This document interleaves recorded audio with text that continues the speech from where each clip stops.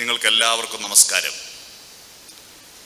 ചെറിയ നാട് എന്ന പേര് കേട്ടിട്ട് ഇവിടെ വന്നപ്പോൾ വലിയ നാടാണെന്ന് മനസ്സിലായി.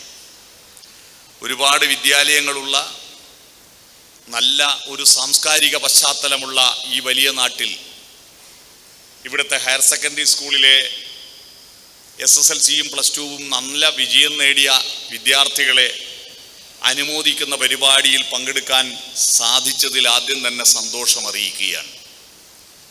ഇവിടെ കുട്ടികളെ അനുമോദിച്ചുകൊണ്ട് ഗംഭീരമായി മക്കളെ, നന്നായി മക്കളെ, ഇനിയും മുന്നോട്ട് പോകണം, നന്നായിട്ട് ഇനിയും പഠിക്കണം എന്ന് പറഞ്ഞിട്ട് നമ്മൾ കേൾക്കുന്ന സ്ഥിരം ക്ലീഷേ പ്രസംഗങ്ങളും നടത്താൻ ഞാൻ ഉദ്ദേശിക്കുന്നില്ല. ഞാൻ പണ്ട് 10ാം ക്ലാസ് പഠിക്കുന്ന കാലത്ത് ഹിസ്റ്ററി പരീക്ഷയ്ക്ക് ഒരു ചോദ്യമുണ്ടായിരുന്നു. അക്ബർ ചക്രവർത്തിയുടെ ഭരണപരിഷ്കാരങ്ങൾ 1.5 പുറത്തിൽ കവിയാതെ ഉപന്യസിക്കുക. ഞങ്ങളന്ന് ഉപന്യാസം എഴുതിയത് 1.5 പേജ്. അക്ബർ ചക്രവർത്തി നല്ല ഭരണപരിഷ്കാരങ്ങൾ കാഴ്ചവെച്ച ചക്രവർത്തിയായിരുന്നു. അദ്ദേഹത്തിൻ്റെ ഭരണപരിഷ്കാരങ്ങൾ ഏറ്റവും മികച്ചതായിരുന്നു. എല്ലാം കൊണ്ട് നോക്കിയാൽ അദ്ദേഹത്തിൻ്റെ ഭരണപരിഷ്കാരങ്ങൾ രാജ്യത്ത് ഏറ്റവും മെച്ചപ്പെട്ടതായിരുന്നു. അത് മറ്റ് രാജ്യക്കാർക്കൊക്കെ നല്ല പ്രശസ്തി നേടിയ ഭരണപരിഷ്കാരങ്ങളായിരുന്നു. അതുകൊണ്ട് ആ ഭരണപരിഷ്കാരങ്ങൾ മോശമായിരുന്നില്ല. ഇങ്ങനെ തിരിച്ചും മറിച്ചും നന്നായിരുന്നു, മോശമായിരുന്നില്ല എന്ന് 1.5 പേജ് എഴുതും, ഒന്നും ഉണ്ടാവുകയില്ല. ഇതുപോലെയാണ് നമ്മുടെ ഇപ്പോൾ SSLCയും +2വും കഴിഞ്ഞിട്ട് ഒരുപാട് സ്വീകരണങ്ങളുണ്ട്. ഈ മൊമെൻ്റോ വാങ്ങാൻ വേണ്ടി ഇപ്പം നിങ്ങൾ ഇവിടെ പലരും സ്കൂൾ പഠിക്കുന്ന കുട്ടികളാണ്. പലരും നാട്ടിൽ മൊമെൻ്റോ വാങ്ങാൻ വേണ്ടിയിട്ട് ഈ ഒരു സാധനം വാങ്ങാൻ വേണ്ടിയിട്ട് 2.5-3 മണിക്കൂർ നേരം നാട്ടിലെ മുഴുവൻ ആളെയും പ്രസംഗം കേട്ട് സഹിച്ചിരിക്കേണ്ട അവസ്ഥയാണ്. എല്ലാവരും പറയുന്ന ഒരു പോയിൻ്റായിരിക്കും. അതുകൊണ്ട് അത്തരത്തിലുള്ള ക്ലീഷേ കാര്യങ്ങളൊന്നും ഞാനിവിടെ പറയാൻ പോകുന്നില്ല.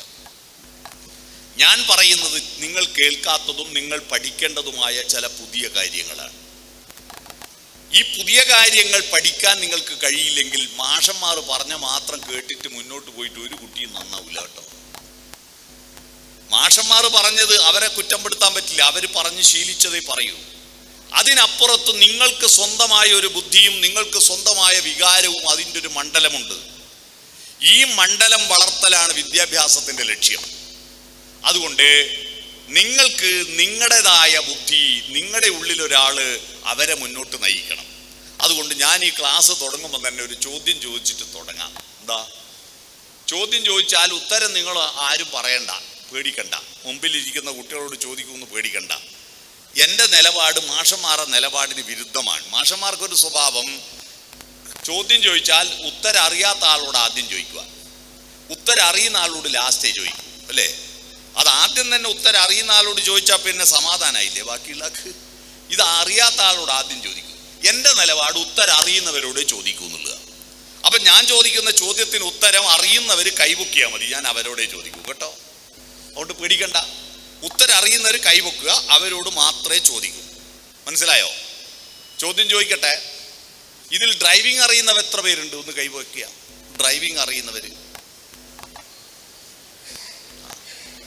യെസ്, കൈപൊക്കൂ. യെസ്, റൈറ്റ്, കൈതാറ്റിക്കോ. ഇവിടെ RTO ഓഫീസിൽ നിന്ന് ആരെങ്കിലും ഉണ്ടെങ്കിൽ ഈ കൈപൊക്കിയ ആളുടെ എല്ലാം കുട്ടികളുടെ അച്ഛൻ്റെയോ അമ്മയുടെയും പേരിൽ 5000 രൂപ പിഴ വിളിക്കാം. 18 വയസ്സിന് മുമ്പ് ഡ്രൈവിംഗ് പഠിച്ചെങ്കിൽ 5000 രൂപ പിഴ വിളിക്കും. പക്ഷെ ഇന്ന് കുട്ടികളെ ഡ്രൈവിംഗ് സ്കൂളൊന്നും പോകാതെ തന്നെ മിക്ക കുട്ടികളും സ്വയമേവ ഡ്രൈവിംഗ് പഠിക്കുന്നുണ്ട്. അതിൽ അക്കാര്യത്തിൽ സമർത്ഥരാണ്.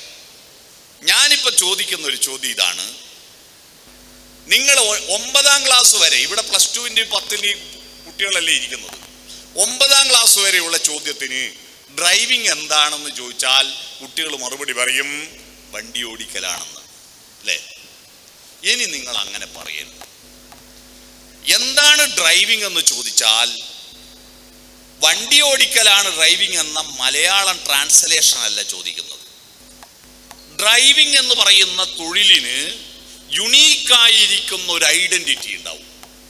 അത് തൊഴിലിനും വ്യക്തിക്കും ഓരോ പ്രതിഭാസത്തിനൊരു പ്രത്യേകത ഉണ്ടാവും. ഇത് കണ്ടുപിടിച്ച് പറയലാണ് ഇനി നിങ്ങളുടെ പഠനം. ഡ്രൈവിങ്ങിന്റെ പ്രത്യേകത എന്താണെന്നറിയോ? ഞാൻ ഉദാഹരണം പറയാം. ഞാൻ എന്നോട് ചോദിച്ചാൽ എന്താ ഡ്രൈവിംഗ് എന്ന് ചോദിച്ചാൽ, ലോകത്ത് കള്ളപ്പണി എടുക്കാൻ പറ്റാത്ത ഒരേ ഒരു പണിയാണ് ഡ്രൈവിംഗ്.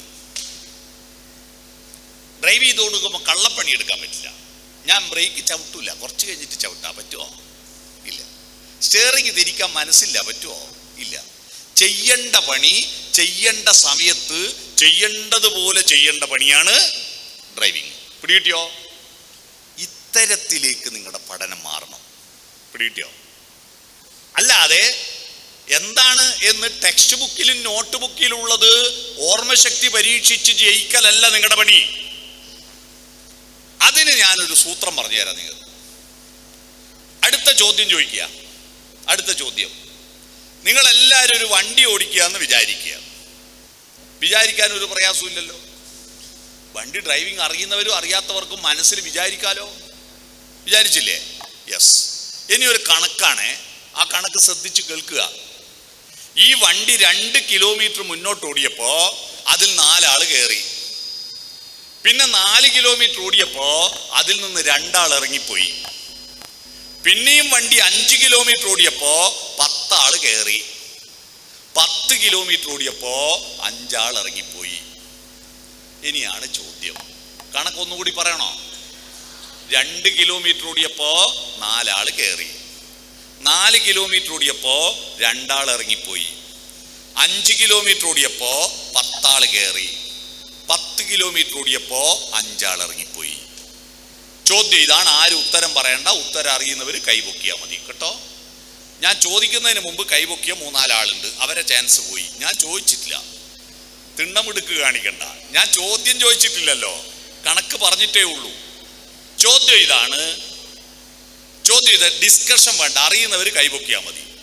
ചോദ്യം ഇതാണ്, ആ വണ്ടിയുടെ ഡ്രൈവറുടെ വയസ്സ് എത്രയായിരിക്കും? 1 2 3 4 5. യെസ്, സമയം കഴിഞ്ഞു. ഇനി കൈ ഉയർത്തണ്ട. ഇനി ഡിസ്കഷൻ. കൈ ഉയർത്തിയവർ ഉയർത്തി പിടിക്ക്. കൈ ഉയർത്തിയവർ ഉയർത്തി. ഇനി പുതിയ ആൾ കൈ ഉയർത്തണ്ട. യെസ്, കൃത്യം. ഇവൻ ആദ്യം കൈ ഉയർത്തിയത്. 13 ഇവിടെ, 13 അവിടെ, 14 പുറകിൽ നിന്ന്, 18 എന്നാ പറഞ്ഞ, 15. ഇനിയുണ്ടോ? ആ പുറകിലുള്ള ആള് പറഞ്ഞോ. എത്ര? 37, 38, 28. യെസ്, ഈ പറഞ്ഞ ഉത്തരെല്ലാം ശരിയാ. ഒരു കയ്യടി കൊടുത്തവർക്ക്. യെസ്, ഈ കയ്യടിച്ചവർ ഉത്തരം കിട്ടാത്തവരാണല്ലോ, അല്ലേ? എനിക്ക് ഈ കൈ പൊക്കിയ കുട്ടികളെ വേണ്ട, കൈ അടിച്ച കുട്ടികളെ ഇനി വേണ്ടു. എന്തുകൊണ്ടാണ് അവർക്ക് ഉത്തരം കിട്ടാതിരുന്നത്? 2 കാരണങ്ങൾ കൊണ്ടാണ് ഉത്തരം കിട്ടാതിരുന്നത്.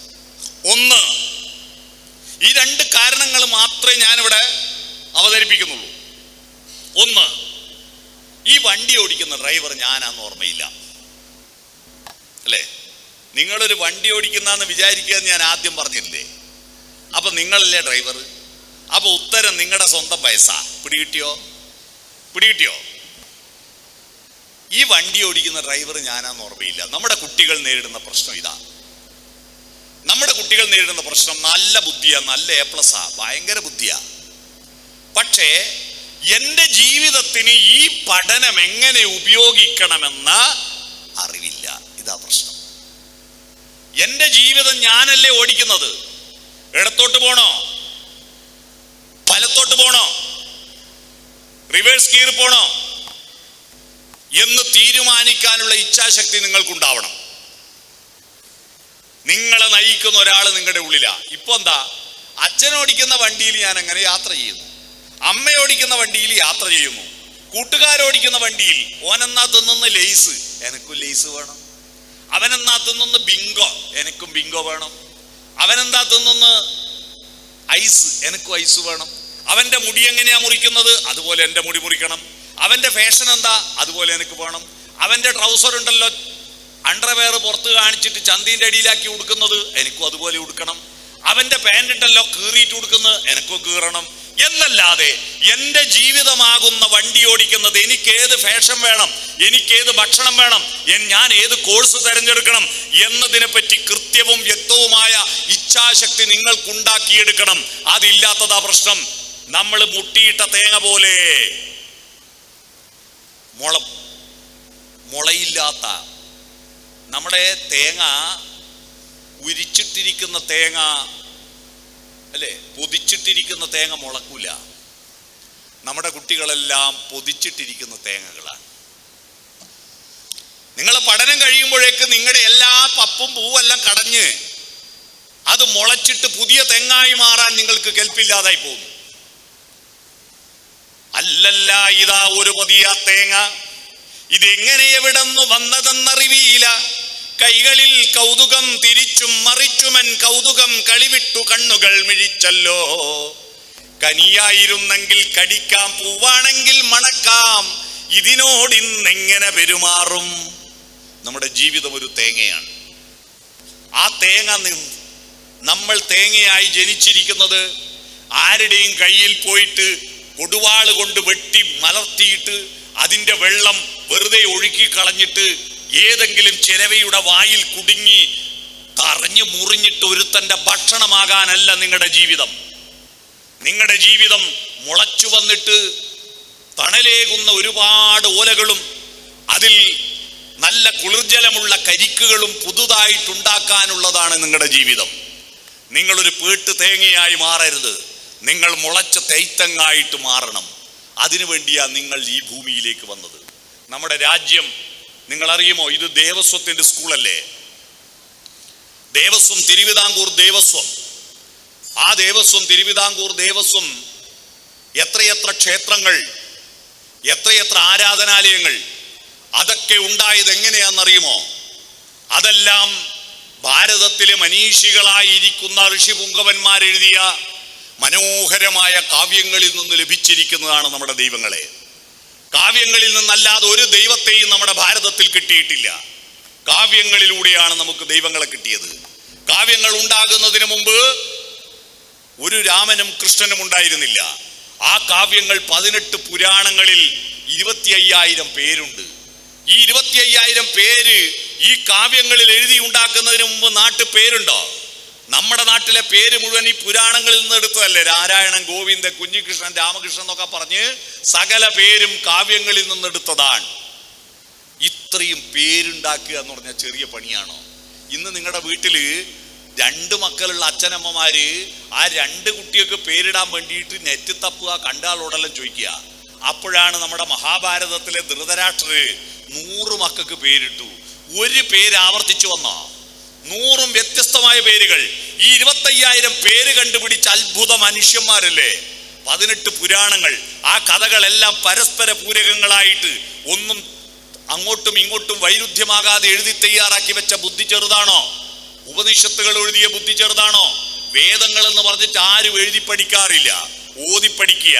ഓതുമ്പോൾ ചിലത് വിട്ടുപോകും, ചിലത് കൂട്ടിച്ചേർക്കും. അങ്ങനെ വേദങ്ങളുടെ മൂല്യം നഷ്ടപ്പെട്ടു പോയപ്പോ വേദങ്ങളെ കലക്ട് ചെയ്ത് എഡിറ്റ് ചെയ്ത് പബ്ലിഷ് ചെയ്തു. ഒരു മനുഷ്യൻ കലക്ട് ചെയ്ത് എഡിറ്റ് ചെയ്ത് പബ്ലിഷ് ചെയ്തു. സമ്പാദനം നടത്തി, സംശോധനം നടത്തി, പ്രസാധനം നടത്തി. ആ മനുഷ്യനെയാണ് വ്യസിച്ചവൻ എന്ന് പറയുക. അവനെ അങ്ങനെയാണ് കൃഷ്ണദ്വൈപായന് വേദങ്ങൾ വ്യസിച്ചത് കൊണ്ട് വേദവ്യാസൻ എന്ന് പേര് വന്നത്. ചെറിയ ബുദ്ധിയാണോ? അല്ല. അതൊക്കെ പോട്ടെ. കൊളംബസ് അമേരിക്ക കണ്ടുപിടിക്കുന്നതിന് 1000 കൊല്ലം മുമ്പ് ഇന്ത്യയിൽ യൂണിവേഴ്സിറ്റി ഉണ്ട്. നളന്ദ, തക്ഷശില, ശാരദ സർവകലാശാലകളുണ്ട്. 1000 കൊല്ലം മുമ്പ്. അന്ന് അമേരിക്ക എന്ന് പറഞ്ഞൊരു രാജ്യമില്ല. എന്നിട്ട് ഇപ്പൊ അമേരിക്കന്റെ മുതലാളിയായിരിക്കുന്ന ഒരു ട്രംപ് നമ്മളെ ഇന്ത്യനെ പേടിപ്പിക്കുന്നു. നമ്മൾ പേടിച്ചു പോവുക. എന്തേ? അന്ന് അമേരിക്ക ഇല്ല. അതൊക്കെ പോട്ടെ. നമ്മുടെ ആയുർവേദങ്ങൾ നോക്കൂ.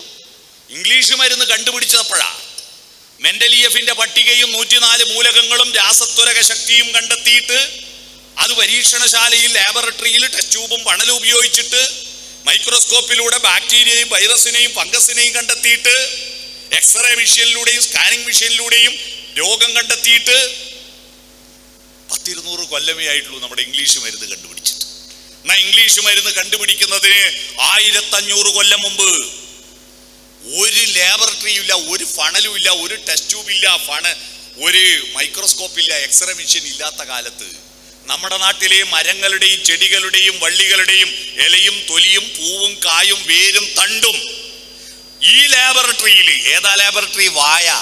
വായിലിട്ട് ചവച്ചരച്ചു നോക്കിയിട്ട് അമ്ല ഗുണമാണോ ക്ഷാരഗുണമാണോ എന്ന് കണ്ടെത്തിയിട്ട് വാദത്തിന് പറ്റുമോ, പിത്തത്തിന് പറ്റുമോ, കഫത്തിന് പറ്റുമോ എന്ന് കണ്ടെത്തിയിട്ട് ആയിരക്കണക്കിന് ലേഹ്യങ്ങളും കഷായങ്ങളും അരിഷ്ടങ്ങളും ഗുളികകളും വടകങ്ങളും തൈലങ്ങളും ഉണ്ടാക്കി വെച്ച ചരകനും സുശ്രുതനും സഞ്ജീവിനിയും എന്തൊരു മഹാബുദ്ധിയാണ് അന്ന് ഉപയോഗിച്ചത് ഇന്നും ഉപയോഗിക്കുന്നില്ലേ? ഇന്നും ആയുർവേദ മെഡിക്കൽ കോളേജും ആയുർവേദ ആശുപത്രിയില്ലേ? അന്ന് എഴുതി വെച്ചതാ. ചെറിയ ബുദ്ധിയാണോ? ഭാരതത്തിൽ അല്ല, അതിബുദ്ധിമാന്മാർ. ഇത് നമ്മൾ മാത്രം പറഞ്ഞതല്ല. ഇംഗ്ലീഷിൽ ഒരു ചൊല്ലുണ്ട്, വിസ്ഡം എറൈസ് ഫ്രം ഈസ്റ്റ്. വിവേകം കിഴക്ക് നിന്നുദിക്കുന്നു. കിഴക്ക് നമ്മൾ, അവര് പടിഞ്ഞാറ്. ഇത്രയും അറിവും വിവേകവും അത്ഭുത ബുദ്ധിയും ഒക്കെ ഉണ്ടായിരുന്ന നമ്മുടെ രാജ്യം എന്താ പുറകോട്ട് പോയത്? ഗൗരവതരമായി നിങ്ങൾ ചിന്തിക്കണം. മാഷന്മാരും കാരണവന്മാരും ഭരണാധികാരികളും അല്ല നിങ്ങളുടേതായി രാജ്യം. നിങ്ങൾ ചിന്തിക്കൂ, എന്താ നമ്മുടെ രാജ്യം പുറകോട്ട് പോയി? ഒന്നുമല്ല. ഇവിടെ നോക്ക്, ഈ ഹാളിൽ ഏതെങ്കിലും ഒരു സാധനം ഇന്ത്യയെ കണ്ടുപിടിച്ചിട്ടുണ്ട്? നിങ്ങൾ കണ്ടുപിടിച്ചു തന്നെ പറഞ്ഞു തന്നെ. ഒരു സാധനം ഇന്ത്യയെ കണ്ടുപിടിച്ചിട്ടുണ്ടോ? ഈ മൈക്ക് കണ്ടുപിടിച്ച ഇന്ത്യയിലാണോ? ഈ വാച്ച് കണ്ടുപിടിച്ച ഇന്ത്യയിലാണോ? ഈ കണ്ണട കണ്ടുപിടിച്ച ഇന്ത്യയിലാണോ? പേന കണ്ടുപിടിച്ച ഇന്ത്യയിലാണോ? കടലാസ് കണ്ടുപിടിച്ച ഇന്ത്യയിലാണോ? അച്ചടി കണ്ടുപിടിച്ച ഇന്ത്യയിലാണോ? ഫോണ് കണ്ടുപിടിച്ച ഇന്ത്യയിലാണോ? ഫാന് കണ്ടുപിടിച്ച ഇന്ത്യയിലാണോ? ബൾബ് കണ്ടുപിടിച്ച ഇന്ത്യയിലാണോ? ഈ ഹാള് സിമെന്റ് കണ്ടുപിടിച്ച ഇന്ത്യയിലാണോ? ഈ ആസ്പെറ്റോ ഷീറ്റ് കണ്ടുപിടിച്ച ഇന്ത്യയിലാണോ? നിങ്ങളിരിക്കുന്ന കസേര പ്ലാസ്റ്റിക് കണ്ടുപിടിച്ച ഇന്ത്യയിലാണോ? എന്നെ കൂട്ടിക്കൊണ്ടുവന്ന കാറ് കണ്ടുപിടിച്ച ഇന്ത്യയിലാണോ? ഇതുവഴി പോകുന്ന ട്രെയിന് കണ്ടുപിടിച്ച ഇന്ത്യയിലാണോ? ഇതൊക്കെ അവര് കണ്ടുപിടിച്ചു കൊണ്ടുവന്നോ? എന്താ ഈ ബുദ്ധി ഉപയോഗിക്കാൻ പറ്റിയില്ല? നിങ്ങൾ ചിന്തിക്കണം. ഇതാ പ്രശ്നം, ഇതാ പ്രശ്നം. ഞമ്മക്ക് ഇതിനൊന്നും നേരമില്ല, നമ്മൾ അങ്ങ് കൊണ്ടുതരുന്നത് വാങ്ങുക. ഇതാ കുറെ ആള് കണ്ടില്ല, അങ്ങോട്ടും ഇങ്ങോട്ടും തിരിഞ്ഞു കളിക്കുന്നു. ഇതൊന്നും എനിക്ക് ബാധകമല്ല. എനിക്ക് രാവിലെ എണീക്കുക, കക്കൂസ് പോവുക, എന്തോ തിന്നുക, കിടന്നുറങ്ങുക, മക്കളെ ഉണ്ടാക്കുക, പിന്നെയും കക്കൂസ് പോവുക. ഇത് തന്നെ പരിപാടി ആണോ? ഇതാണോ മനുഷ്യജന്മം? അല്ല. മനുഷ്യനെ ഈ ഭൂമിയിലേക്ക് അയച്ചത് മറ്റൊരു കാലത്തും ഒരാളും കണ്ടുപിടിക്കാത്തതും ചെയ്യാത്തതുമായിരിക്കുന്ന എന്തോ ഒരു ദൗത്യം നിങ്ങളെ ഏൽപ്പിച്ചുകൊണ്ടാണ് നിങ്ങൾ ഈ ഭൂമിയിലേക്ക് അയച്ചത്. പതിനായിരക്കണക്കിന് കോടിക്കണക്കിന് ഉറുമ്പുകളെ പോലെ, ചതിലുകളെ പോലെ, കടുവകളെ പോലെ, മാനിനെ പോലെ കുറെ തിന്നു കിടന്നുറങ്ങാനല്ല. ഹേ മനുഷ്യ, നീ ഭൂമിയിലേക്ക് വന്നത്. നിങ്ങൾ പ്ലസ് ആവണം. എ പ്ലസിന്റെ അർത്ഥമാണ് ഇനി ഞാൻ പറയാൻ പോകുന്നത്. പ്ലസ്, പ്ലസ് 1-ലും പ്ലസ് 2-ലും പഠിക്കുന്ന കുട്ടികളാ. നിങ്ങളുടെ ലക്ഷ്യം എ പ്ലസ് ആണ്. What is plus? എന്താണ് പ്ലസിന്റെ അർത്ഥം? പ്ലസ് എന്ന് പറയുന്നത് ഒരു ചിഹ്നമാണ്. ഒരു ചിഹ്നങ്ങൾക്കും വെറുതെ ഒരു ചിഹ്നം ഉണ്ടാവുന്നില്ല. എല്ലാ ചിഹ്നത്തിനും വ്യക്തവും കൃത്യവുമായ അർത്ഥമുണ്ട്. ഒരു വാക്കും വെറുതെ ഒരു വാക്കില്ല. വാക്കുകൾ ഉണ്ടായതെല്ലാം വെറുതെ ഒരു വാക്കുണ്ടോ? ഇല്ല. ഈ ഹാളിന്റെ ചുമരിന് ചുമരെന്ന് പേര് വരാൻ കാരണം എന്താ? വെറുതെ ഒരു ചുമര് ഇല്ല. ചുമരിന് ചുമരെന്ന് പേര് വന്നത് ഈ മേൽക്കൂരയെ ചുമന്ന് നിൽക്കുന്നത് കൊണ്ടാണ്. അതിന്റെ ദൗത്യം അതാണ്. എന്ന ഭിത്തി എന്ന് ചുമരിന് അർത്ഥം പറഞ്ഞാൽ തെറ്റാണത്. ഭിത്തി എന്ന് പറഞ്ഞാൽ 2 ക്ലാസ് റൂമുകളെ ഭിന്നിപ്പിക്കുന്നതാണ് ഭിത്തി. വേർതിരിക്കുന്നതാ ഭിത്തി. അത് ചുമന്ന് നിൽക്കുന്നതല്ല ഭിത്തി. അപ്പൊ ചുമരിന്റെ അർത്ഥം ഭിത്തി തെറ്റാ. വിഷ്ണു എന്ന വാക്കിന്റെ അർത്ഥം എന്താണ്? വിഷ്ണുവിനെ പ്രാർത്ഥിക്കുന്ന ഒരാൾക്ക് അറിയാവോ വിഷ്ണു എന്ന വാക്കിന്റെ അർത്ഥം എന്താണ്? അറിയുന്ന ആരെ കൊണ്ടൊന്ന് കൈവെക്കൂ. What is Vishnu? വിഷ്ണു എന്നുള്ള പേര് വെറുതെ ഒരു പേരിട്ടതാണോ വിഷ്ണു? അല്ല. നമ്മുടെ ദൈവങ്ങൾക്കെല്ലാം കൃത്യവും വ്യക്തവുമായ പേരിന് അർത്ഥമുണ്ട്. വിഷ്ണു എന്ന് പറഞ്ഞാൽ എന്താണെന്നറിയോ? ജിഷ്ണു, വിഷ്ണു 2 വാക്കുകൾ താരതമ്യം ചെയ്യുമ്പോൾ വിഷ്ണുവിന്റെ അർത്ഥം മനസ്സിലാവും. ജിഷ്ണു എന്ന് പറഞ്ഞാൽ ജയം ആഗ്രഹിക്കുന്നവൻ എന്നാണ്. ജയം ആഗ്രഹിക്കുന്നവൻ, കൂടുതൽ വിജയിക്കണം. വിഷ്ണു എന്ന് പറഞ്ഞാൽ വിശേഷപ്പെട്ട ജയം ആഗ്രഹിക്കുന്നവനാ. വെറും ജയം പോരാ എന്ന് പറഞ്ഞാൽ എങ്ങനെയെങ്കിലും ഒന്ന് SSLC ജയിച്ചാൽ മതി എന്ന് ആഗ്രഹിക്കുന്നവൻ ജിഷ്ണുവും, A+ വേണമെന്ന് ആഗ്രഹിക്കുന്നവൻ വിഷ്ണുവാണ്. മനസ്സിലായോ? മനസ്സിലായോ? വിശേഷപ്പെട്ട ജയം, മനുഷ്യന്റെ ജയം വിശേഷപ്പെട്ട ജയമാണ്. എന്ന് പറഞ്ഞാൽ മനുഷ്യരുണ്ടാകുന്നതിന് 15 ലക്ഷം വർഷം മുമ്പ് ആനകൾ ഈ ഭൂമിയിൽ ഉണ്ടായിരുന്നു. 15 ലക്ഷം വർഷം മുമ്പ്. അതിന് തെളിവ് കിട്ടിയിരുന്നു. ആനകൾ പണ്ടത്തെ മരക്കുറ്റികളുടെയും അസ്ഥികൂടങ്ങളുടെയും പീസ് കിട്ടിയാൽ അതിന്റെ കാലപ്പഴം നിശ്ചയിക്കാൻ ഒരു ശാസ്ത്രീയ തെളിവുണ്ട്, ഒരു ടെസ്റ്റ് ഉണ്ട്. അറിയാവോ ആർക്കെങ്കിലും? നിങ്ങൾ ഈ പാഠപുസ്തകത്തിൽ ഒതുങ്ങിയിട്ട് മാത്രം പഠിക്കല്ല. നിങ്ങളുടെ വീട്ടിന്റെ മുന്നിൽ ഒരു മരക്കുറ്റി ഉണ്ടെങ്കിൽ ഈ മരക്കുറ്റിക്ക് അല്ലെങ്കിൽ ഒരു അസ്ഥികൂടം കിട്ടിയാൽ ഇത് എത്ര വർഷം പഴക്കമുള്ളതാണ് എന്ന് കൃത്യമായി തെളിയുന്നൊരു ടെസ്റ്റ് ഉണ്ട്. ആ ടെസ്റ്റിന്റെ പേരറിയാർക്കുന്നു? പേരറിയാവോ? കാർബൺ ടെസ്റ്റ് എന്ന് അതിന്റെ പേര്. കാർബൺ ടെസ്റ്റ് കേട്ടിട്ടുണ്ടോ?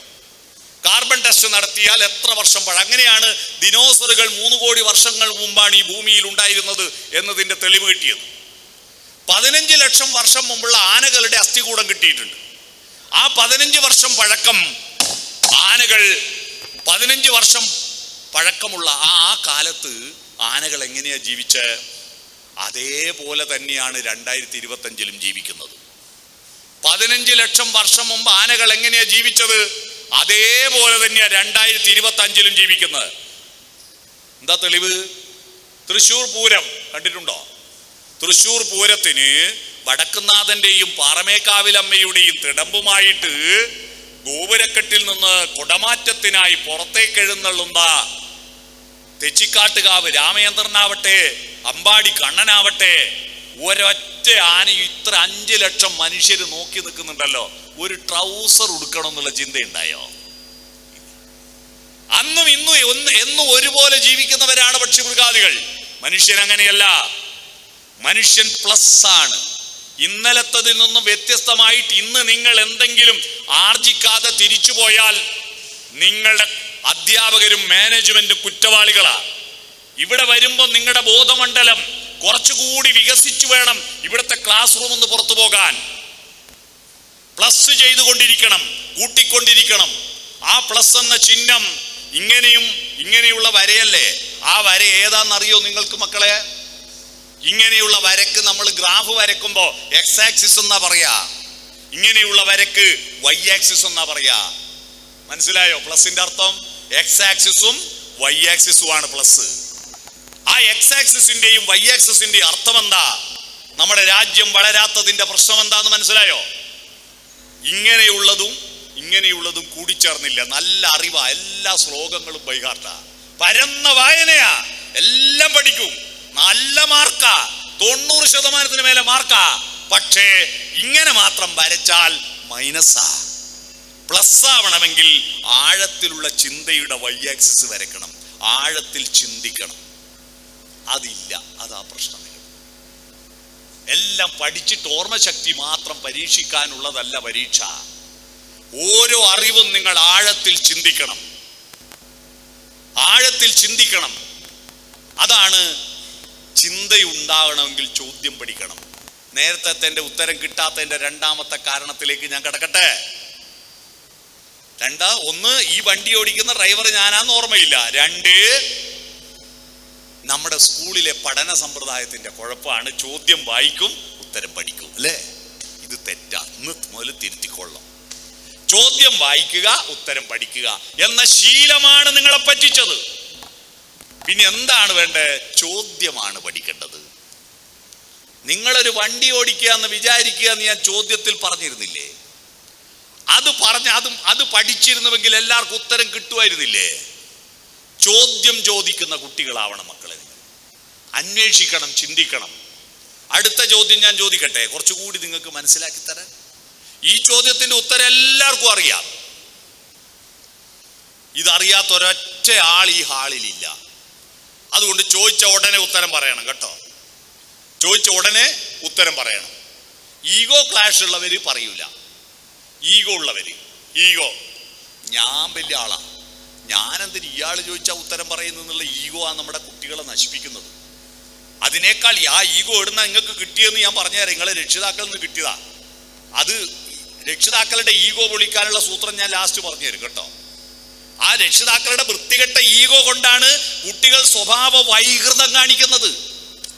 ചില കുട്ടികളുടെ സ്വഭാവ വൈകൃതത്തിന് കാരണം അവന്റെ അച്ഛന്റെ അമ്മേന്റെ സ്വഭാവ, അവരുടെ ഈഗോ ആണ്. അതെങ്ങനെ പൊളിക്കാന്ന് ഞാൻ ലാസ്റ്റ് പറഞ്ഞു തരും കേട്ടോ, നിങ്ങൾക്ക് താല്പര്യം ഉണ്ടെങ്കിൽ ശ്രദ്ധിച്ചു കേൾക്കുമെങ്കിൽ. അതുകൊണ്ട് ഈഗോ ഇല്ലാത്ത കുട്ടികളെല്ലാം ഞാൻ ചോദിച്ച ചോദ്യത്തിന് ഉത്തരം പറയണം കേട്ടോ. റെഡിയല്ലേ? ചോദ്യം ഇതാണ്, തേനുണ്ടാക്കുന്നത് ആരാ? തേനീച്ച. ഉത്തരം പെട്ടെന്ന് പറഞ്ഞില്ലേ, പക്ഷെ ഉത്തരം തെറ്റാണ്. തേനുണ്ടാക്കുന്ന ആരാ? യെസ്, ഇപ്പൊ പ്ലസ് ആയി. പ്ലസിന്റെ അർത്ഥം മനസ്സിലായി. തേനുണ്ടാക്കുന്ന ആരാന്ന് ഞാൻ ആദ്യം ചോദിച്ചപ്പോ നിങ്ങൾ എല്ലാവരും തേനീച്ച എന്ന് പറഞ്ഞത് നിങ്ങളുടെ മനസ്സിലുള്ള സ്റ്റാറ്റസ് കോ, അത് എക്സാക്സിസാ. അതിനൊരു വളർച്ചയുമില്ല, ഇങ്ങനെ ലെവലിൽ നിൽക്കുക. തേനീച്ച എന്നുള്ള ഉത്തരം ഇതാണ്. പക്ഷെ രണ്ടാമത് ഞാൻ ചോദിച്ചപ്പോ നിങ്ങളുടെ വൈ ആക്സിസ് ചിന്ത വന്നു, പ്ലസ് ആയി. പൂവ് എന്ന് പറഞ്ഞു, പിടികിട്ടിയോ? പിടികിട്ടിയോ? ഇപ്പൊ പ്ലസ് ആയി. പൂക്കളെ തേനുണ്ടാക്കൂ. പൂക്കളിലെ തേനെല്ലാം മണ്ണിൽ വീണിട്ടും എന്തേ മണ്ണിന് മധുരമില്ല? എത്ര കാലമായി പൂക്കൾ ഭൂമിയിൽ വീണെന്നറിയോ? 3 കോടി വർഷമായി പൂക്കളും തേനും മണ്ണിൽ തൂവിപ്പോകുന്നു. ഇത്ര കാലം പൂവ് തേന് മണ്ണിൽ വീണിട്ടും എന്തേ മണ്ണിന് മധുരമില്ലാത്തത്? ഉത്തരം എന്താണെന്നറിയോ? തേനിന് 24 മണിക്കൂർ, ഒരു ഭക്ഷണ സാധനമല്ലേ തേന്, 24 മണിക്കൂർ കൊണ്ട് കെട്ടുപോകും. അതുകൊണ്ടാണ് മണ്ണിന് മധുരമില്ലാത്തത്. അപ്പൊ നിങ്ങള് അധ്യാപകരുടെയും രക്ഷിതാക്കളുടെയും മനസ്സിൽ ഒരു ചോദ്യം വന്നില്ലേ? ഇപ്പോ 24 മണിക്കൂർ കൊണ്ട് കെട്ടുപോകാൻ. എൻ്റെ വീട്ടിൽ ഒരു കുപ്പി തേന് കൊണ്ടുവച്ചിട്ട് 6 മാസമായല്ലോ, ഇതുവരെ കെട്ടുപോയിട്ടില്ലല്ലോ. അവിടെയാണ് നമ്മൾ അന്വേഷിക്കേണ്ടത്. തേനിലെ പൂവിലെ തേന് തേനീച്ച എടുത്തു കൊണ്ടുപോയി അതേപോലെ തേൻവലയിൽ വെച്ചിരുന്നുവെങ്കിൽ 24 മണിക്കൂർ കൊണ്ട് കെട്ടുപോകായിരുന്നു. പക്ഷെ തേനീച്ച അത് കുടിച്ച് ദഹിപ്പിച്ച തേനാണ് തേൻവലയിൽ കൊണ്ടുപോയി വെക്കുന്നത്. സ്വന്തം എൻസൈമുകൾ ചേർത്ത് ദഹിപ്പിക്കുന്നു. ദഹിച്ച തേന് പിന്നെ കെട്ടുപോകില്ല. മനസ്സിലായോ? ആരാ തേനീച്ച എന്ന് മനസ്സിലായോ? മക്കളെ, നിങ്ങളാണ് തേനീച്ചകൾ. എന്താ പൂക്കൾ എന്ന് മനസ്സിലായോ? പുസ്തകങ്ങളാണ് പൂക്കൾ. എന്താണ് തേന് എന്ന് മനസ്സിലായോ? അറിവാണ് തേന്. ഈ അറിവ് നിങ്ങൾ ഇങ്ങനെ എടുക്കുക, തലയെ കൊണ്ടേക്കുക, എടുക്കുക, തലയെ കൊണ്ടേക്കുക, കെട്ടുപോകും. അതിനു പകരം അത് നിങ്ങളുടെ സ്വന്തം ബുദ്ധിയും അനുഭവങ്ങളും വികാരങ്ങളും ചിന്തകളും ചേർത്തിട്ട് ദഹിപ്പിച്ച തേനായിരിക്കണം നിങ്ങളുടെ തലയിൽ കൊണ്ടുപോയി വെക്കേണ്ടത്. ഒരു ചൊല്ലുണ്ട്, സ്വന്തമാം ബുദ്ധിയില്ലാത്തോനന്തമെന്നെ പഠിക്കലും ശാസ്ത്രാർത്ഥമായി അറിയാ കയ്യില് കറി സ്വാദ് കണക്കിനെ. സ്വന്തമായ ബുദ്ധിയില്ലാത്തവൻ അറ്റമില്ലാതെ പഠിച്ചിട്ടും അതിന്റെ ശാസ്ത്രീയമായ അർത്ഥമറിയില്ല. ഏതുപോലെ? തവിയില്ലേ, കയ്യിലില്ലേ, സ്പൂണില്ലേ? എൻ്റെ നാട്ടിൽ കയ്യിലെന്ന് പറയും, നിങ്ങൾക്ക് തവിയാണ്. തവി സാമ്പാറും പച്ചടിയും ഓലനും എല്ലാം മുക്കി വിളമ്പുന്നുണ്ട്. ഇതുവരെയും ഒരു കറീന്റെ ടേസ്റ്റും ആർക്ക് മനസ്സിലായിട്ടില്ല. നിങ്ങൾ കെമിസ്ട്രിയും ഫിസിക്സും മലയാളവും ഇംഗ്ലീഷും സോഷ്യൽ സയൻസും ടെക്സ്റ്റ് ബുക്ക് ഒന്ന് മുക്കുന്നോ, ഉത്തര പേപ്പറിൽ വിളമ്പുന്നോ, ഒരു കറീന്റെ ടേസ്റ്റും നിങ്ങൾക്ക് മനസ്സിലായിട്ടില്ല. ഇതാണ് നമുക്ക് പറ്റിയ അബദ്ധം. അത് നിങ്ങൾ കുടിച്ചു ദഹിപ്പിക്കണം. ഭാരതത്തിൽ മതങ്ങൾ ഉണ്ടാകുന്നതിന് മുമ്പ് 2 മന്ത്രങ്ങൾ ഉണ്ടായിരുന്നു, അറിയാവോ? ആ മന്ത്രങ്ങൾ ഉണ്ടാകുന്ന കാലത്ത് ഹിന്ദു മതവും ഇല്ല, ഇസ്ലാം മതവും ഇല്ല, ക്രിസ്തു മതവും ഇല്ല, ലോകത്ത് ഒരു മതവും ഇല്ല. ഭാരതത്തിലെ ആദ്യത്തെ മന്ത്രം ഏതാണെന്നറിയാവോ? വേദങ്ങളുടെ മൂലമന്ത്രം. ആർക്കും അറിയാവോ? ഞാനൊരു ക്ലൂ തരാം രക്ഷിതാക്കൾക്ക് വേണ്ടിയിട്ട്. കുട്ടികൾ അത് കേട്ടിട്ടുണ്ടാവില്ല, അതുകൊണ്ടാണ് രക്ഷിതാക്കൾക്ക് വേണ്ടിയിട്ട് ക്ലൂ തരുന്നത്. ആ മന്ത്രത്തെ കുറിച്ചിട്ട് വയലാർ രാമവർമ്മ ഒരു സിനിമാ പാട്ട് എഴുതിയിട്ടുണ്ട്. ആ പാട്ടിന്റെ ആദ്യത്തെ വരി ഞാൻ പറയാം, എന്നാ മന്ത്രത്തിന്റെ പേര് കിട്ടുമോ നോക്കാലോ. ശാരികേ ശാരികേ സിന്ധു ഗംഗാ നദീ തീരം വളർത്തിയ ഗന്ധർവഗായികേ പാടുക നീ.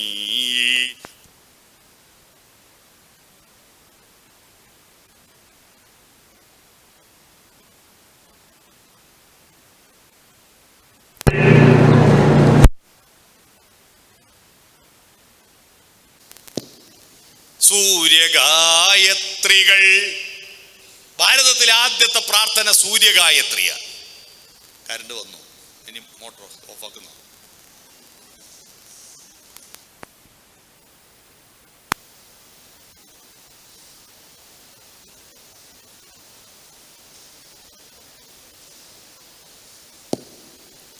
സൂര്യഗായത്രി എന്താ? എല്ലാവരും സൂര്യഗായത്രി. ഈ മന്ത്രമെല്ലാം ചൊല്ലുമ്പോ അർത്ഥം അറിയാത്ത ഒരൊറ്റ മന്ത്രം ചൊല്ലരുത് കേട്ടോ. നിങ്ങളെ കൊണ്ട് പല മന്ത്രം ചൊല്ലിക്കുന്നില്ലേ? ഈ മന്ത്രത്തിന്റെ അർത്ഥം അറിയാണ്ടാ ചൊല്ലുന്നത് പലരും. മന്ത്രത്തിന്റെ അർത്ഥം രാമ രാമ രാമ ജപിക്കുന്നതിന്റെ അർത്ഥം അറിയാം ആർക്കെങ്കിലും? രാമ രാമ ജപിക്കുന്നതിന്റെ അർത്ഥം അറിയുന്ന ആരും കൊണ്ട് ഇപ്പൊ ഞാൻ 500 പേരും രാമ രാമ ജപിക്കുന്നതിന്റെ അർത്ഥം പറഞ്ഞു 500 പേര് എല്ലാരും പറഞ്ഞോ എന്താ? ആ രാമ എന്ന അക്ഷരത്തിന്റെ അർത്ഥം പറയൂ എന്താണ്? ഒന്നിങ്ങോട്ട് വാ, വരാൻ പറ്റില്ലല്ലേ? പറഞ്ഞോ, ഒന്ന് ശബ്ദം ഉണ്ടാക്കല്ലോ, ഓർ പറയുന്നത് കേൾക്കട്ടെ. ഇരുളിനെയാക അതല്ല ഞാൻ ചോദിച്ചത്. രാമ 2 അക്ഷരത്തിന് 2 അർത്ഥമുണ്ട്, അറിയാവോ? രാശബ്ദോച്ചാരണ മാത്രേണ മുഖാൻ നിര്യന്തി പാതക പുനഃപ്രവേശ ഭീര്യാജ മകാരച്ചക്കവാടവേൽ. എന്നാലും ഞാൻ പറയാൻ പോകുന്നതിന്റെ അർത്ഥം ഓർ പറഞ്ഞു, അതുകൊണ്ട് ഞാൻ 500 രൂപ ഓർക്ക് കൊടുക്കും. മനസ്സിലായോ? രാ എന്നുച്ചരിക്കുമ്പോൾ ഉള്ളിലെ പാപങ്ങൾ പുറത്തു പോകുന്നു. പുറത്തുപോയ പാപങ്ങൾ തിരിച്ചുള്ളിൽ പ്രവേശിക്കാതിരിക്കാൻ മ എന്ന് വായപൂട്ടുന്നു. പിടികിട്ടിയോ അർത്ഥം? രാമ മന്ത്രത്തിന്റെ അർത്ഥം മനസ്സിലായോ? അർത്ഥം അറിഞ്ഞിട്ടേ മന്ത്രം ചൊല്ലാവൂ. 500 രൂപ ഞാൻ ഇങ്ങോട്ട് വരാനാവില്ലല്ലോ, ഞാൻ വരുമ്പോ അങ്ങോട്ട് തരും. ഞാൻ 500 രൂപ ഞാൻ വാഗ്ദാനം ചെയ്ത പൈസ നിങ്ങൾക്ക് തന്നേ പോകും ഞാൻ. Okay, yes. അപ്പോ ഞാൻ പറഞ്ഞു വന്നത് അർത്ഥമറിയണം, ഓരോന്നിന്റെ അർത്ഥമറിയണം, വെറുതെ ചൊല്ലരുത്. ഗായത്രി മന്ത്രത്തിന്റെ അർത്ഥം ഓം സത് സവിതുർവരേണ്യം ഭർഗോ ദേവസ്യ ധീമഹി ധിയോ യോ ന പ്രചോദയാത് എന്ന ഈ മന്ത്രത്തിന്റെ അർത്ഥം പറഞ്ഞു തന്നില്ലേ, പിന്നെ എന്തിനാണ് ദേവസ്വം സ്കൂളിൽ പഠിക്കും നിങ്ങൾ? ഈ മന്ത്രമാണ് ഭാരതത്തിലെ പ്രധാനപ്പെട്ട മന്ത്രം. എന്താ ഇതിന്റെ അർത്ഥം? സൂര്യനെ പ്രാർത്ഥിക്കുക. ഒരു ദൈവത്തെയല്ല, ക്രിസ്ത്യാനിക്കും മുസൽമാനും ഹിന്ദുവിനും പാഴ്സിക്കും എല്ലാവർക്കും ഉള്ള ഒരു ദൈവം സൂര്യനാണ്, ഭൂമിയുടെ ദൈവം. കാരണം നമുക്ക് വെളിച്ചം തരുന്നവൻ. ഭർഗോ ദേവസ്യ ധീമഹി, ഭർഗസ് ഊർജത്തിന്റെ പ്രവാഹമാണ്. ഞാനിപ്പോ നിങ്ങളോട് പ്രസംഗിക്കുന്ന എന്റെ ശബ്ദോർജമുണ്ടല്ലോ, ഇത് സൗരോർജമല്ലേ? കഴിഞ്ഞ കൊല്ലം ആന്ധ്രയിൽ ഉദിച്ച സൗരോർജമാണിത്. കഴിഞ്ഞ കൊല്ലം ആന്ധ്രയിൽ സൂര്യൻ ഉദിച്ചപ്പോൾ അവിടുത്തെ കർഷകരും തൊഴിലാളികളും അവിടുത്തെ വയലിൽ നട്ട നെൽച്ചെടിയുടെ നെല്ലോലകൾ ആ സൂര്യപ്രകാശത്തെ ഏറ്റുവാങ്ങി പ്രകാശ സംശ്ലേഷണം നടത്തി, ഫോട്ടോ സിന്തസിസ് നടത്തി, കാർബോഹൈഡ്രേറ്റ് ഉണ്ടാക്കി, അന്നജമുണ്ടാക്കി, നെല്ലിന്റെ കതിരിനുള്ളിൽ പാല് രൂപത്തിൽ കൊണ്ടുപോയി നിക്ഷേപിച്ച് ആ കതിരുകൾ കാറ്റേറ്റ് വെയിലേറ്റ് വിളഞ്ഞപ്പോ അവിടുത്തെ കർഷകരത് കൊയ്തെടുത്ത് മെതിച്ച് നെല്ലാക്കി മില്ല് കൊണ്ടേ കുത്തി അരിയാക്കി ചാക്കിൽ കെട്ടി ഗുഡ്സ് ട്രെയിനിൽ കയറ്റി ഹൈദരാബാദിൽ നിന്ന് കയറ്റിയ സെക്കന്ദരാബാദ്, വിജയവാഡ, സേലം, ഈറോഡ്, കോയമ്പത്തൂര്, പാലക്കാട്, ഒറ്റപ്പാലം, വടക്കാഞ്ചേരി, തൃശ്ശൂര്, പുതുക്കാട്, ഒല്ലൂര്, ചാലക്കുടി, ഇരിങ്ങാലക്കുട, അങ്കമാലി, ആലുവ, എറണാകുളം ടൗണ്, തൃപ്പൂണിത്തറ, പിറബർ റോഡ്, ഏറ്റുമാനൂര്, കോട്ടയം, ചങ്ങനാശ്ശേരി, തിരുവല്ല FCI ഗോഡൌണിൽ കൊണ്ടുവന്ന് അവിടുന്ന് ചെറിയ നാട് മാർക്കറ്റിൽ കൊണ്ടുവന്ന അരി ഉണ്ണി സാറിന്റെ വീട്ടിൽ വാങ്ങിക്കൊണ്ടുവന്നിട്ട് അരച്ചിട്ട് ചുട്ട 3 വെള്ളയപ്പം ഞാൻ രാവിലെ തിന്നതിന്റെ ഊർജ്ജമാണ് എൻ്റെ തൊണ്ടെന്ന് കേൾക്കുന്ന ഒച്ച. മനസ്സിലായോ? ഇത്രയും പ്രവാഹമാണ് ഈ ഊർജത്തിന്റെ ഉറവിടമായിരിക്കുന്ന സൂര്യ. അടുത്തതാണ് നിങ്ങളെ സംബന്ധിച്ചത്. ഞാൻ ഈ ചൊല്ലിയത് എന്തിനാണെന്നറിയോ? ധിയോ യോ ന പ്രചോദയാത്. ധീ എന്ന് പറഞ്ഞാൽ ബുദ്ധി. ബുദ്ധിയെ പ്രചോദിപ്പിക്കുക. ആന്തരിക വെളിച്ചമായി മാറിയാലും വന്നാൽ, ആന്തരികമായ വെളിച്ചമായി മാറിയാലും. ബാഹ്യമായ വെളിച്ചം അല്ല പ്രധാനം. ബാഹ്യമായ വെളിച്ചം പക്ഷിമൃഗാദികളെല്ലാം കാണുന്നുണ്ട്, പക്ഷെ ആന്തരികമായ വെളിച്ചം മനുഷ്യനേ ഉള്ളൂ. നിങ്ങളുടെ പേര് നിങ്ങൾക്കറിയാം, പക്ഷെ നായിക്കറിയില്ല നായിന്റെ പേര് നായിയാണെന്ന്. അറിയോ? കാട്ടിലെ രാജാവാരാ? സിംഹം. പക്ഷെ ആ വിവരം ഇതുവരെ സിംഹം അറിയില്ല. അറിഞ്ഞെങ്കിൽ പിറ്റേന്ന് കൊട്ടാരം വേണമെന്ന് പറയും, അതിന് എസ്കോട്ട് ഇന്നോവ കാറ് വേണമെന്ന് പറയും. അത് വെറും നിലത്ത് കിടന്നുറങ്ങുന്നു അല്ലേ? അതിന്റെ ഭക്ഷണം അത് തന്നെ വേട്ടയാടി പിടിച്ചു തിന്നുന്നു അല്ലേ? ആരും സഹായിക്കാനില്ല. കാരണം അതിനറിയില്ല താൻ രാജാവാണെന്ന്. നമ്മൾ നിശ്ചയിച്ചതാ. ഈ ഭൂമിയിലെ എല്ലാ മൃഗങ്ങളുടെയും പേര് ഇട്ടത് നമ്മളല്ലേ? ഈ ലോകത്തെ സകലതിനും പേരിട്ടത് നമ്മളാ. നമുക്ക് നമ്മുടെ ഉള്ളിൽ ഒരു വെളിച്ചമുണ്ട്, പുറത്തെ വെളിച്ചമല്ല. പുറത്ത് വെളിച്ചം തരുന്ന ആളെ കൃഷ്ണൻകുട്ടി എന്നാ പറയാ, അകത്ത് വെളിച്ചം തരുന്ന ആളെ ശിവൻകുട്ടി എന്നാ പറയാ. സംഭവം മനസ്സിലായോ?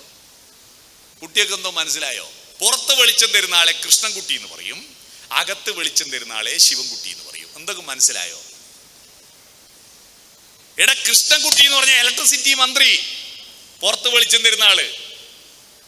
അകത്ത് വെളിച്ചം തരുന്ന ശിവൻകുട്ടി എന്ന് പറഞ്ഞ വിദ്യാഭ്യാസ മന്ത്രി. പിടികിട്ടിയ മനസ്സിലായോ? പുറത്ത് വെളിച്ചം തരുന്നു മാത്രം പോരെ, അകത്ത് വെളിച്ചമായി മാറണം. നിങ്ങൾ അറിയണം ഓരോന്നിന്റെ അർത്ഥം. അപ്പോ ഇത് കഴിഞ്ഞിട്ടൊരു മന്ത്രമുണ്ട് കേട്ടോ. ഗായത്രി മന്ത്രം കഴിഞ്ഞാൽ പിന്നെ അടുത്ത മന്ത്രം പഠനത്തിന്റെ മന്ത്ര. ഈ മന്ത്രം ഒന്നും എന്തിനാ ചൊല്ലുന്നതെന്ന് ഒരു പിടിയും ആരും പുരോഹിതന്മാര് പറഞ്ഞു കൊടുക്കാറില്ല. അടുത്ത മന്ത്രം ഓം സഹനാവവതു സഹനൗ ഭുനക്തു സഹവീര്യം കരവാവഹൈ തേജസ്വിനാവധീതമസ്തു മാ വിദ്യുഷാവഹൈ. എന്താ ഇതിന്റെ അർത്ഥം? ഓം എന്ന് പറഞ്ഞാൽ എന്താ? ഞാനൊരു സ്കൂളിൽ പോയി ചോദിച്ചു ഓം എന്ന് പറഞ്ഞാൽ എന്താ. അപ്പൊ ഒരു കുട്ടി എഴുന്നേറ്റ് നിന്നിട്ട് പറഞ്ഞു, ദൈവത്തെ ഡൗൺലോഡ് ആക്കുന്ന പാസ്വേഡാണ് ഓം. ദൈവത്തെ ഡൗൺലോഡ് ആക്കുന്ന പാസ്വേഡ് ഒന്നുമല്ല. ഓം എന്ന് പറഞ്ഞാൽ ആ ഉ അം. ഇതിന്റെ അർത്ഥം എന്നറിയോ? ജനിക്കുക, ജീവിക്കുക, മരിക്കുക, അത്രയേ ഉള്ളൂ. ഉണ്ടാവുന്നു, നിലനിൽക്കുന്നു, ഇല്ലാതാവുന്നു. ആ ഉ അം അത് കൂട്ടി വായിച്ചാ ഓ. പിടികിട്ടിയോ? അതാ സഹ അവവതു. ഒരുമിച്ച് ചർച്ച ചെയ്ത് പഠിക്കണം. സഹ അവവതു. നിങ്ങളുടെ പഠനം ഇപ്പൊ പുതിയൊരു ട്രെൻഡ് വന്നിട്ടുണ്ട് കുട്ടികളുടെ ഇടയിൽ. എന്താണെന്നറിയോ? ക്ലാസ്സിലൊന്നും ശ്രദ്ധിക്കൊന്നും വേണ്ട. അവസാനം പരീക്ഷ എടുക്കുമ്പോ ഇതിന്റെ എല്ലാം ക്യാപ്സ്യൂള് വരും യൂട്യൂബില്. ആ യൂട്യൂബിലെ ക്ലാസ് ഇങ്ങനെ കണ്ട് അത് ഓർമ്മിച്ച് പരീക്ഷ എഴുതിയാൽ മതി എന്ന് പറയുന്ന പിഴച്ച വഴിയിലേക്കാണ് നിങ്ങൾ പോകുന്നത്. അത് നിങ്ങൾക്ക് ആപത്താണ്. കാരണം യൂട്യൂബിലെ ക്ലാസ് മാത്രം കേട്ടിട്ട് പഠിക്കുന്ന ഒരു കുട്ടിയുടെയും ഉള്ളിലേക്ക് ആ അറിവ് കയറുന്നില്ല. അറിവ് വളരണമെങ്കിൽ ഒരറിവ് യഥാർത്ഥ ശരിയാണെന്ന് ബോധ്യപ്പെടണം. ശരിയാണെങ്കിൽ എന്ത് വേണം? എന്റെ ശരിയും നിന്റെ ശരിയും ഒത്തുചേർന്ന് നമ്മുടെ ശരിയാവണം. എന്റെ ശരിയും നിന്റെ ശരിയും ഒത്തുചേർന്ന് നമ്മുടെ ശരിയാവണം. അതുകൊണ്ട് ക്ലാസ് റൂമിലെ ചർച്ചകൾ പഠനവുമായി ബന്ധപ്പെട്ടത്. നിങ്ങൾ ഒരു പാഠം മനസ്സിലായിട്ടില്ലെങ്കിൽ ഒരു ടീച്ചർ പോയ ഉടനെ നിങ്ങൾക്ക് മനസ്സിലാവാത്ത കുട്ടികൾ ക്ലാസ്സിൽ പറയണം, എടാ ഈ പറഞ്ഞ എന്താ നിനക്ക് മനസ്സിലായില്ല കേട്ടോ. അപ്പൊ മനസ്സിലായ കുട്ടികൾ ഉണ്ടെങ്കിൽ മനസ്സിലായ കുട്ടികൾ അത് പറഞ്ഞു തരണം. എന്നിട്ടും ആർക്കും മനസ്സിലായിട്ടില്ലെങ്കിൽ അടുത്ത പീരീഡ് ടീച്ചർ വന്നാൽ ഇത് മനസ്സിലാക്കിയിട്ട് മാത്രം മതി ടീച്ചറെ അപ്പുറത്തേക്ക് കടക്കാൻ എന്ന് പറഞ്ഞ് വീണ്ടും ടീച്ചറെ നിർബന്ധിക്കുന്ന കുട്ടികൾ ഉണ്ടാവണം. അത് അധ്യാപകർക്ക് സന്തോഷ. അറിയാൻ താല്പര്യമുണ്ടല്ലോ കുട്ടികൾക്ക്. നിങ്ങൾ ക്ലാസ്സിൽ ടീച്ചർ വന്നാൽ എന്താ ഇടക്കിടക്ക് ബാച്ച് നോക്കും, ഒരിയാന ബെല്ലടിച്ചിട്ട് ഈ നിർത്തി പോട്ടെ എന്ന് വെച്ച് കാത്തു നിൽക്കുന്ന ഗർദഭങ്ങളാണ് നമ്മുടെ കുട്ടികൾ ഭൂരിപക്ഷവും. ഇതാ നമുക്ക് പറ്റുന്നത്. ടീച്ചർ ക്ലാസ്സിൽ വന്നതിനാ വേറെ നിവൃത്തിയിലാണ്ട് കൊണ്ട് ആടെ ഇരിക്കണ്ടേ. ഇരുന്നില്ലെങ്കിൽ ക്ലാസ് ഒന്ന് പുറത്താക്കും, അതുകൊണ്ട് ഇരിക്കുക. എന്നാൽ ഈ പറയുന്ന എന്തെന്നാ ടീച്ചറെ എനിക്കത് മനസ്സിലായിട്ടില്ലല്ലോ ടീച്ചറെ ചോദിക്കുവോ? ഇല്ല. ചോദ്യം ചോദിക്കുന്ന കുട്ടികളാവുക. സഹനവും ഭുനക്തു. പിടികിട്ടിയോ? അതാണ് തേനീച്ച തേനെടുത്തിട്ട് ഭുജിക്കുന്നു. ഒരുമിച്ച് ചർച്ച ചെയ്ത് പഠിക്കുകയും അത് നിങ്ങളുടെ സ്വന്തം ബുദ്ധിയുമായിട്ട് ചാലിച്ച് ചേർത്തിട്ട് ഭുജിക്കുകയും ചെയ്യണം. ചോദ്യങ്ങളാണ് പ്രധാനം. ചോദ്യം ചോദിക്കുമ്പോ ഒരു പ്രക്രിയ നടക്കുന്നുണ്ട്, അറിയോ നിങ്ങൾ? അത് പ്രകൃതി നിയമമാണ്. ചോദ്യം ചോദിക്കുമ്പോ ഉത്തരത്തെ സ്വീകരിക്കാൻ ഒരു സ്പേസ് തുറക്കും. ചോദ്യം ചോദിക്കുമ്പോൾ ഉത്തരത്തെ സ്വീകരിക്കാൻ ഒരു സ്പേസ് തുറക്കും മനസ്സിൽ. ആ സ്പേസ് വന്ന് നിറയുന്നത് വരെ ഈ സ്പേസ് വാക്വമാകും, ന്യൂനമർദ്ദമാകും. ന്യൂനമർദ്ദത്തിന്റെ കരുത്ത് നിങ്ങൾ കണ്ടിട്ടില്ലേ? ബംഗാൾ ഉൾക്കടലിൽ ന്യൂനമർദ്ദം ഉണ്ടാകുമ്പോഴാണല്ലോ അറബിക്കടലിൽ നിന്ന് കാറ്റടിക്കുന്നത്. ഉത്തരത്തിന്റെ കാറ്റടിക്കും ചോദ്യം വരുമ്പോ. ന്യൂനമർദ്ദം ഒരു സിറിഞ്ചില്ലേ, സിറിഞ്ച്, ആ സിറിഞ്ചിന്റെ പിറകിൽ നിന്ന് പിസ്റ്റൺ വലിക്കുമ്പോ അവിടെ വാക്വം ഉണ്ടാവും. അതുകൊണ്ട് ആ കുപ്പിയിലെ മരുന്ന് മേലോട്ട് കയറുന്ന ന്യൂനമർദ്ദം നിങ്ങളുടെ ഉള്ളിലുണ്ടാവണം. ഉത്തരം സ്വീകരിക്കാനുള്ള സ്പേസ് എക്സ്റ്റൻഷൻ, അതാണ് പ്ലസ്. അവിടെ ഉത്തരം വന്ന് നിറയുന്നത് വരെ ഉത്തരത്തെ നിങ്ങളുടെ മനസ്സ് സെൽഫ് സെർച്ചിങ് നടത്തും, പിടിച്ചു വലിക്കും. ഞാൻ ഉദാഹരണം കാണിച്ചു തരാം.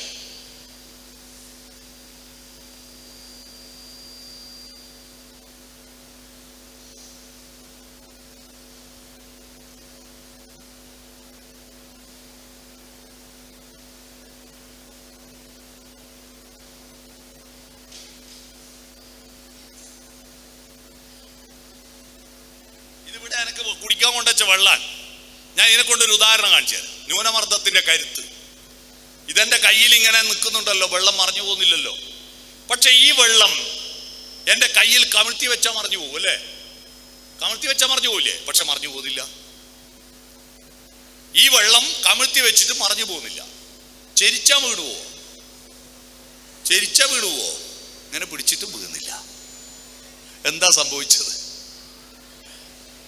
ഇവിടെ ഒരു മാജിക്കും അല്ല. ഞാൻ എന്താ ചെയ്തത്? ഞാൻ ഈ കൈ ഇങ്ങനെ വെക്കുന്നു, ഉയർത്തുന്നു. ഇതെന്താണ്? ഇത് മാജിക് അല്ല, ഇതൊരു ശാസ്ത്രമാണ്. ഞാൻ എന്താ ചെയ്തതെന്നറിയോ?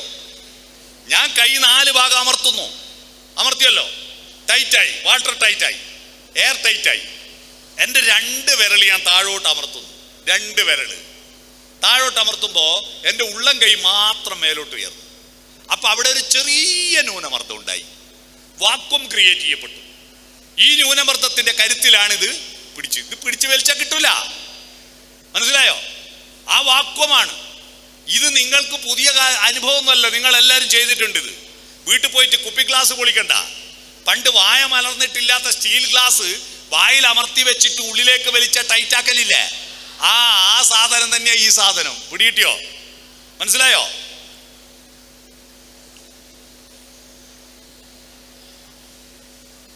ഇത് ഞാൻ എന്തിനാ കാണിച്ചെന്നറിയോ?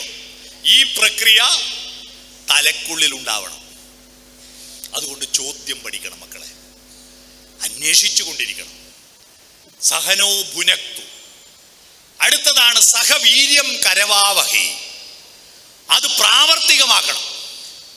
അതിന്റെ വീര്യം ഉൾക്കൊള്ളണം. എന്തിനാ പഠിക്കുന്നത്? വെറുതെ പരീക്ഷയ്ക്ക് വേണ്ടിയിട്ടല്ല. അടുത്ത ചോദ്യം ഞാൻ ചോദിക്കട്ടെ നിങ്ങളോട്. ഉള്ളവരില്ലാത്തവരോടോ ചോദിക്കുക, ഇല്ലാത്തവരുള്ളവരോടോ ചോദിക്കുക? ഉള്ളവര് ഇല്ലാത്തവരോടാണോ ചോദിക്കേണ്ടത്? എന്തെങ്കിലും വേണമെങ്കിൽ ഇല്ലാത്തവര് ഉള്ളവരോടാണോ ചോദിക്കേണ്ടത്? പറയൂ. നിങ്ങൾ അങ്ങോട്ടും ഇങ്ങോട്ടും അഭിപ്രായം പറയല്ലേ, ഇങ്ങോട്ട് പറയൂ. ചേട്ടാ, ഒരു സിമ്പിൾ ചോദ്യമാണ് ഞാൻ ചോദിച്ചത്. അതിന് പോലും സ്വന്തം ബുദ്ധി പ്രവർത്തിക്കുന്നില്ല എന്ന് പറഞ്ഞാൽ പിന്നെ എന്താ കഥ? ഇല്ലാത്തവർ ഉള്ളവരോടാണോ ചോദിക്കേണ്ടത്? ഉള്ളവർ ഇല്ലാത്തവരോടാണോ ചോദിക്കേണ്ടത്? ഇല്ലാത്തവർ ഉള്ളവരോട് ചോദിക്കണം. ഉറപ്പല്ലേ? അടുത്ത ചോദ്യം, അറിവുള്ളത് ടീച്ചർക്കാണോ കുട്ടിയൊക്കെയാണോ? അറിവുള്ളത് ആർക്കാ? ടീച്ചർക്ക്. ഇല്ലാത്തതോ? കുട്ടികൾ. അപ്പൊ ഇല്ലാത്തവരുള്ളവരോടല്ലേ ചോദിക്കണ്ടേ? അപ്പൊ ചോദ്യം ചോദിക്കേണ്ട ആരാ? കുട്ടികൾ. ഉത്തരം പറയേണ്ട ആരാ? അധ്യാപകര് അല്ലേ? ഇപ്പൊ ആരാ ചോദ്യം ചോദിക്കുന്നത്? അധ്യാപകര് അല്ലേ? ഉത്തരം പറയേണ്ട ആരാ? കുട്ടികൾ അല്ലേ? ഉത്തരം അറിയെങ്കിൽ നിങ്ങൾ സ്കൂളിൽ വരുമോ? ഉത്തരം അറിയാത്ത കൊണ്ടല്ലേ വരുന്നേ. പിന്നെ ഏത് ഉത്തരാ ചോദിക്കുന്നത്? മാഷന്മാർ തന്നേൽപ്പിച്ച ഉത്തരം. ഒരാൾ സ്റ്റേജിലേക്ക് വാ, ആരെങ്കിലും ഒരേ കുട്ടി സ്റ്റേജിലേക്ക് വാ. ചോദ്യം ചോദിക്കാനൊന്നുമല്ല, ഒരു കാര്യം. ഒരാൾ വാ. Yes, very good. വാ, ഓടി വാ. മോന്റെ പേരെന്താ? ആദിത്യൻ. ഗംഭീരാണ്. ഞാനിപ്പോ പറഞ്ഞ സൂര്യൻ ആദിത്യൻ. മോൻ കയറി വന്നല്ലോ ധൈര്യത്തിൽ. എൻ്റെ ഫോണ് ഞാൻ ആദിത്യന് കൊടുത്തു. ആദിത്യനെ നിങ്ങൾ നോക്കിയട്ടെ. അവൻ നിങ്ങളെ നോക്കുന്നു, എന്നെ നോക്കുന്നു, നിങ്ങളെ നോക്കുന്നു, എന്നെ നോക്കുന്നു. എന്നല്ലാതെ ഞാൻ കൊടുത്ത ഫോൺ എന്തിനാ തന്നെന്ന് അന്വേഷിച്ചോ? ഈ ഫോൺ ഏത് കമ്പനിയാ നോക്കിയ?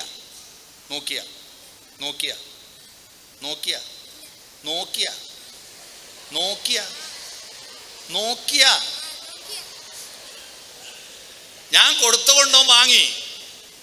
ഞാൻ നോക്കിയാന്ന് പറഞ്ഞ പോനത് സമ്മതിച്ചു. നോക്കിയല്ല അത്. ഇത് ഐക്യുവാ. പറയുന്നത് കേട്ടിട്ട് പോയി നോക്കടേ, ഏത് കമ്പനിയാ നോക്ക്. ഐക്യു. ആ ഫോണുമായിട്ട് ഒരു ബന്ധമില്ല. ഞാൻ കൊടുത്തുകൊണ്ടോ വാങ്ങി. ഇനിയിപ്പോ എന്തിനാ കൈമ പിടിച്ചേ?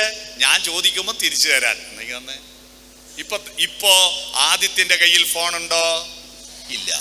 നിങ്ങൾ വിചാരിക്കുന്നില്ല ഈ മനുഷ്യൻ കണ്ണൂരിൽ നിന്ന് വന്നിട്ട് ഞങ്ങളെ ക്ലാസ്സിലെ പീരീഡെല്ലാം കളഞ്ഞിട്ട് ഈ പൊട്ടംകളി കളിക്കുന്ന എവിടുന്ന്?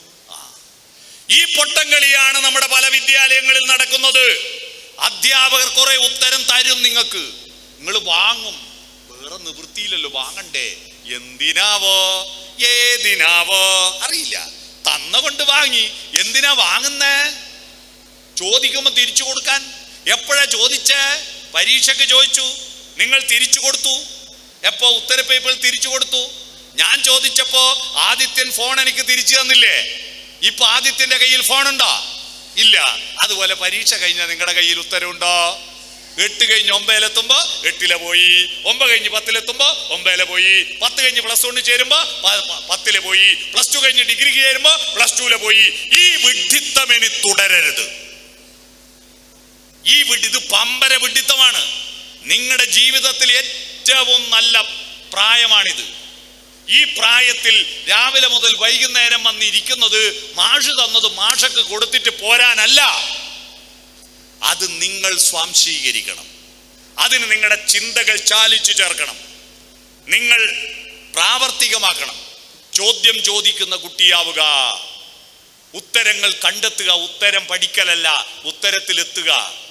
ഞാനിപ്പോ എന്നെ നേരത്തെ ഒരാഴ്ച മുമ്പേ എന്നെ ഫോണ് വിളിച്ചേൽപ്പിച്ചിരുന്നു. എൻ്റെ ടിക്കറ്റും ബുക്ക് ചെയ്തിരുന്നു. ബർത്ത് കിട്ടിയിട്ടില്ല, ഇരുന്നിട്ടാ വന്നത്. എന്നാലും RAC ടിക്കറ്റ് കിട്ടിയിരുന്നു. ഞാൻ ഇന്നലെ RAC ടിക്കറ്റ് ആയപ്പോ ബർത്തില്ല എന്ന് TT പറഞ്ഞപ്പോ ഞാൻ ഉടൻ തന്നെ ഈ ചെറിയനാട് സ്കൂളിനെ പറ്റി പഠിക്കുക. ആടെ പ്ലാറ്റ്ഫോമിൽ ഇറങ്ങിയിട്ട് ബർത്ത് കിട്ടുന്നില്ലല്ലോ, ഞാൻ സ്കൂളിനെ പറ്റി പഠിക്കുക. ഈ സ്കൂൾ എത്ര 1953 ഉണ്ടാക്കിയതാണ്. കേരള സംസ്ഥാനം രൂപീകരിക്കുന്നതിന് മുമ്പുള്ള സ്കൂളാണ്. ഈ സ്കൂളിന്റെ മുൻ പ്രിൻസിപ്പൾമാരാരൊക്കെ ഇവിടെ പ്രഗത്ഭരായ ആളുകൾ വന്ന് പഠിച്ചു പോയിട്ടുണ്ടില്ലേ? പഠിച്ചു പോയിട്ടുണ്ട്. ജഗതി ശ്രീകുമാർ ഇവിടെ പഠിച്ചിട്ടുണ്ട്. ഇങ്ങനെയുള്ള കാര്യങ്ങളെല്ലാം ഞാൻ പഠിക്കുക ഈ സ്കൂളിനെ പറ്റി. ഞാൻ എന്നിട്ട് പ്ലാറ്റ്ഫോമിൽ ഇരിക്കുക. ട്രെയിൻ അങ്ങ് പോയി. എൻ്റെ വില പോയില്ലേ? എന്നെ ഏൽപ്പിച്ച ആളും എന്നെ വിളിച്ച ആളെല്ലാം വില പോയില്ലേ? ഞാൻ പഠിക്കലല്ല എൻ്റെ പണി, ഞാൻ ഇവിടെ എത്തല എൻ്റെ പണി. ഇവിടെ എത്തല. കുട്ടികളെ, നിങ്ങൾ ഉത്തരങ്ങൾ പഠിക്കലല്ല, ഉത്തരത്തിൽ നിങ്ങൾ എത്തണം. എത്തുന്നില്ല, അതാ പ്രശ്നം. അതുകൊണ്ടാണ് പരീക്ഷ കഴിഞ്ഞാൽ നിങ്ങൾ മറന്നു പോകുന്നത്. അതുകൊണ്ട് താങ്ക് യു മോനെ, പോയിക്കോ. പരീക്ഷ കഴിഞ്ഞാൽ മറക്കാനുള്ളതല്ല നിങ്ങളുടെ ഉത്തരങ്ങൾ. അത് സഹവീര്യം കരവാവഹൈ, പ്രാവർത്തികമാക്കണം. ഇത് ചെയ്യുമ്പോൾ നിങ്ങളുടെ മനസ്സിലൊരു പ്രകാശമുണ്ടാകും. തേജസ്വിനാവതീതമസ്തു. അതുണ്ടായാൽ പിന്നെ ഒരാളോടും വിദ്വേഷം ഉണ്ടാവില്ല. മാ വിദ്യുഷാവഹി. ഈ സ്കൂളിൽ നിന്ന് +1-കാരെ +2-കാർ അടിക്കുന്നത് എന്തുകൊണ്ടാണെന്നറിയോ? കത്തിക്കുത്ത് കണ്ടില്ലേ? 24 സ്കൂളിൽ കത്തിക്കുത്താ, +2-കാരും +1-കാരും. എൻ്റെ നാട്ടിലെ 4 സ്കൂളിൽ 2 മാസക്കാലം ഷിഫ്റ്റ് ആയിരുന്നു. +1 ക്ലാസ്സുള്ള ദിവസം +2-നില്ല, +2 ക്ലാസ്സുള്ള ദിവസം +1-നില്ല. രണ്ടാൾ ഒന്നിച്ചു വന്നാൽ അടി. ചേട്ടാ, ഒരു പട്ടിക്കുട്ടിക്ക് ഒരു മാംസകഷ്ണം കിട്ടിയാൽ പകുതി മുറിച്ച് നീ എടുത്തോ, പകുതി എനിക്കും തന്നേന്ന് പറയാൻ അതിന് വിവരമില്ല, ഭാഷയില്ല. അത് കടി കൂടിയിട്ട് ആരാണോ സർവൈവൽ ഓഫ് ദി ഫിറ്റസ്റ്റ് കയ്യൂക്കുള്ള കാര്യക്കാരെ കൊണ്ടുപോകും. എന്നാൽ മനുഷ്യന് മലയാളമുണ്ട്, ഇംഗ്ലീഷുണ്ട്, ഹിന്ദിയുണ്ട്, സംസ്കൃതമുണ്ട്, അറബിയുണ്ട്. ഈ ഭാഷകളെല്ലാം തന്നിട്ടും മനുഷ്യൻ കൊല്ലുക. 311 ആളെ കൊന്നു കഴിഞ്ഞ 2024 ഈ കേരളത്തിൽ. 1,29,000 ആളെ കൊന്നു ഈ ഭൂമിയിൽ കഴിഞ്ഞ ഒറ്റ കൊല്ലം കൊണ്ട്. അറിയോ? ആര്? മനുഷ്യര്. കടുവ കൊന്നതല്ല, ആന കൊന്നതല്ല, മനുഷ്യരെ കൊന്നത്. കടുവയും സിംഹവും കൊല്ലുന്നത് തിന്നാനാ. എന്നാ നിങ്ങൾ കൊല്ലുന്നത് തിന്നാനാണോ? ഈ 311 ആളെ കൊന്ന കൊലപാതകികൾ ഈ ശവം തിന്നോ? ഇല്ല. എന്തേ? നമ്മൾ മനുഷ്യരാണെന്ന് ഓർമ്മയില്ല. വിദ്വേഷമാണ് നമ്മുടെ അടിത്തറ, കുറ്റപ്പെടുത്തല. അതിൻ്റെ കാരണം എന്താ? നമ്മള് പഠനത്തിലൂടെ വളരേണ്ട 3 ഘടകങ്ങളിൽ 2 ഘടകങ്ങളെ വളരുന്നുള്ളൂ. അത് ഗംഭീരമായി വളരുന്നു. ഞങ്ങൾ പഠിച്ച ഞങ്ങളെക്കാൾ നിങ്ങൾ വലിയവരാ. പക്ഷെ ഒരു ഘടകത്തിന്റെ കാര്യത്തിൽ മക്കളെ നിങ്ങൾ തളർന്നു പോകുന്നു. ഇനി ആ ഘടകം ഏതാണെന്നും അതെങ്ങനെ ഉണ്ടാക്കുമെന്നും പറഞ്ഞ് എൻ്റെ ക്ലാസ് നിർത്താട്ടോ. 3 ഘടകങ്ങൾ. ഒരു വ്യക്തിത്വത്തിന് 3 ഘടകങ്ങളുണ്ട്. ഈ 3 ഘടകങ്ങൾ ഒരുപോലെ ചേരണം. നമ്മൾ വളമിടുമ്പോൾ വളത്തിൽ 3 ഘടകമില്ലേ? Nitrogen, phosphorus, potash. അതല്ലേ NPK മിശ്രിതം. പൊട്ടാഷിന് കാലിയം എന്ന ലാറ്റിൻ വാക്ക് ചേർക്കുന്നതുകൊണ്ടാ കെ വന്നത്. 2 P വരുന്നതുകൊണ്ടാ പൊട്ടാഷിന് കാലിയം എന്ന് കൊടുത്തത്. അതാ NPK. അതിൽ എന്നും പിയും ഉണ്ട്, കെ ഇല്ലേ കാര്യമില്ല. എന്നും കെ ഉണ്ട്, പിയിലെ കാര്യമില്ല. പിയും കെയും ഉണ്ട്, എന്നിലെ കാര്യമില്ല. 3ഉം ചേരണം. നിങ്ങൾക്ക് 3 ഘടകങ്ങളിൽ 1 നിങ്ങളുടെ ആരോഗ്യം, 2 നിങ്ങളുടെ ബുദ്ധി. ഇത് രണ്ടും ഞങ്ങളെക്കാൾ മെച്ചപ്പെട്ടതാണ്. നിങ്ങൾക്ക് തെളിവ് ഞാൻ തരാം. നിങ്ങളുടെ ആരോഗ്യം നിങ്ങളെ നോക്കിയാട്ടെ, എന്ത് സുന്ദരന്മാരും സുന്ദരികളാണ്. ഞങ്ങളൊക്കെ ഈ ഇവിടെ ഈ ചെയ്തിയിലിരിക്കുന്ന പലരുടെയും ബാല്യകാലത്ത് നമ്മളെ കോല അറിയാവോ നിങ്ങൾക്ക്? ഫ്രഞ്ചുകാർ ഒരു 10, 50, 60 കൊല്ലം മുമ്പ് എടുത്ത ഒരു വീഡിയോ ഇപ്പൊ ഇങ്ങനെ സോഷ്യൽ മീഡിയയിൽ പ്രചരിക്കുന്നുണ്ട്. അന്നത്തെ കുട്ടികളെ കോല അതിൽ കാണാം. എല്ലാം മെലിഞ്ഞുണങ്ങിയിട്ട് ഗോവിന്ദച്ചാമി ജയിൽ ചാടാൻ വേണ്ടിയിട്ട് മെലിഞ്ഞ പോലെ നെഞ്ചുകൂടിൽ അസ്ഥി എണ്ണിയെടുക്കാം. അന്ന് ഞങ്ങളുടെ ബാല്യത്തിൽ വയറ് നല്ല വലുപ്പം ഉണ്ടാവും. ഗ്രഹണി എന്ന് പറഞ്ഞൊരു അസുഖം ഉണ്ടായിരുന്നു. ഈ അസുഖം വന്ന കുട്ടികൾക്കെല്ലാം ചുമരിന് കിണ്ണം ചാരി വെച്ച പോലെ വലിയ വയറുണ്ടാവും. ഞങ്ങൾ ആദ്യം പഠിച്ച അക്കമില്ലേ 1, 2 എന്നല്ല, ഞങ്ങൾ സ്വയം പഠിച്ചത് 11 ആദ്യം. കൈകൊണ്ടല്ല, മൂക്കൊണ്ടാണ് എഴുതുക. പഴയ തലമുറയിലേക്ക് മനസ്സിലായിട്ടുണ്ടാവും മൂക്കൊണ്ട് 11 എഴുതുന്നത്. എല്ലാത്തിനും ജലദോഷമായിരിക്കും. മൂക്കുന്ന എപ്പോഴും 11 ഇറങ്ങി വരും. എല്ലാത്തിൻ്റെ മൂക്കുന്ന് ഇങ്ങനെ വലിച്ചുകൊണ്ടാണ് വരിക.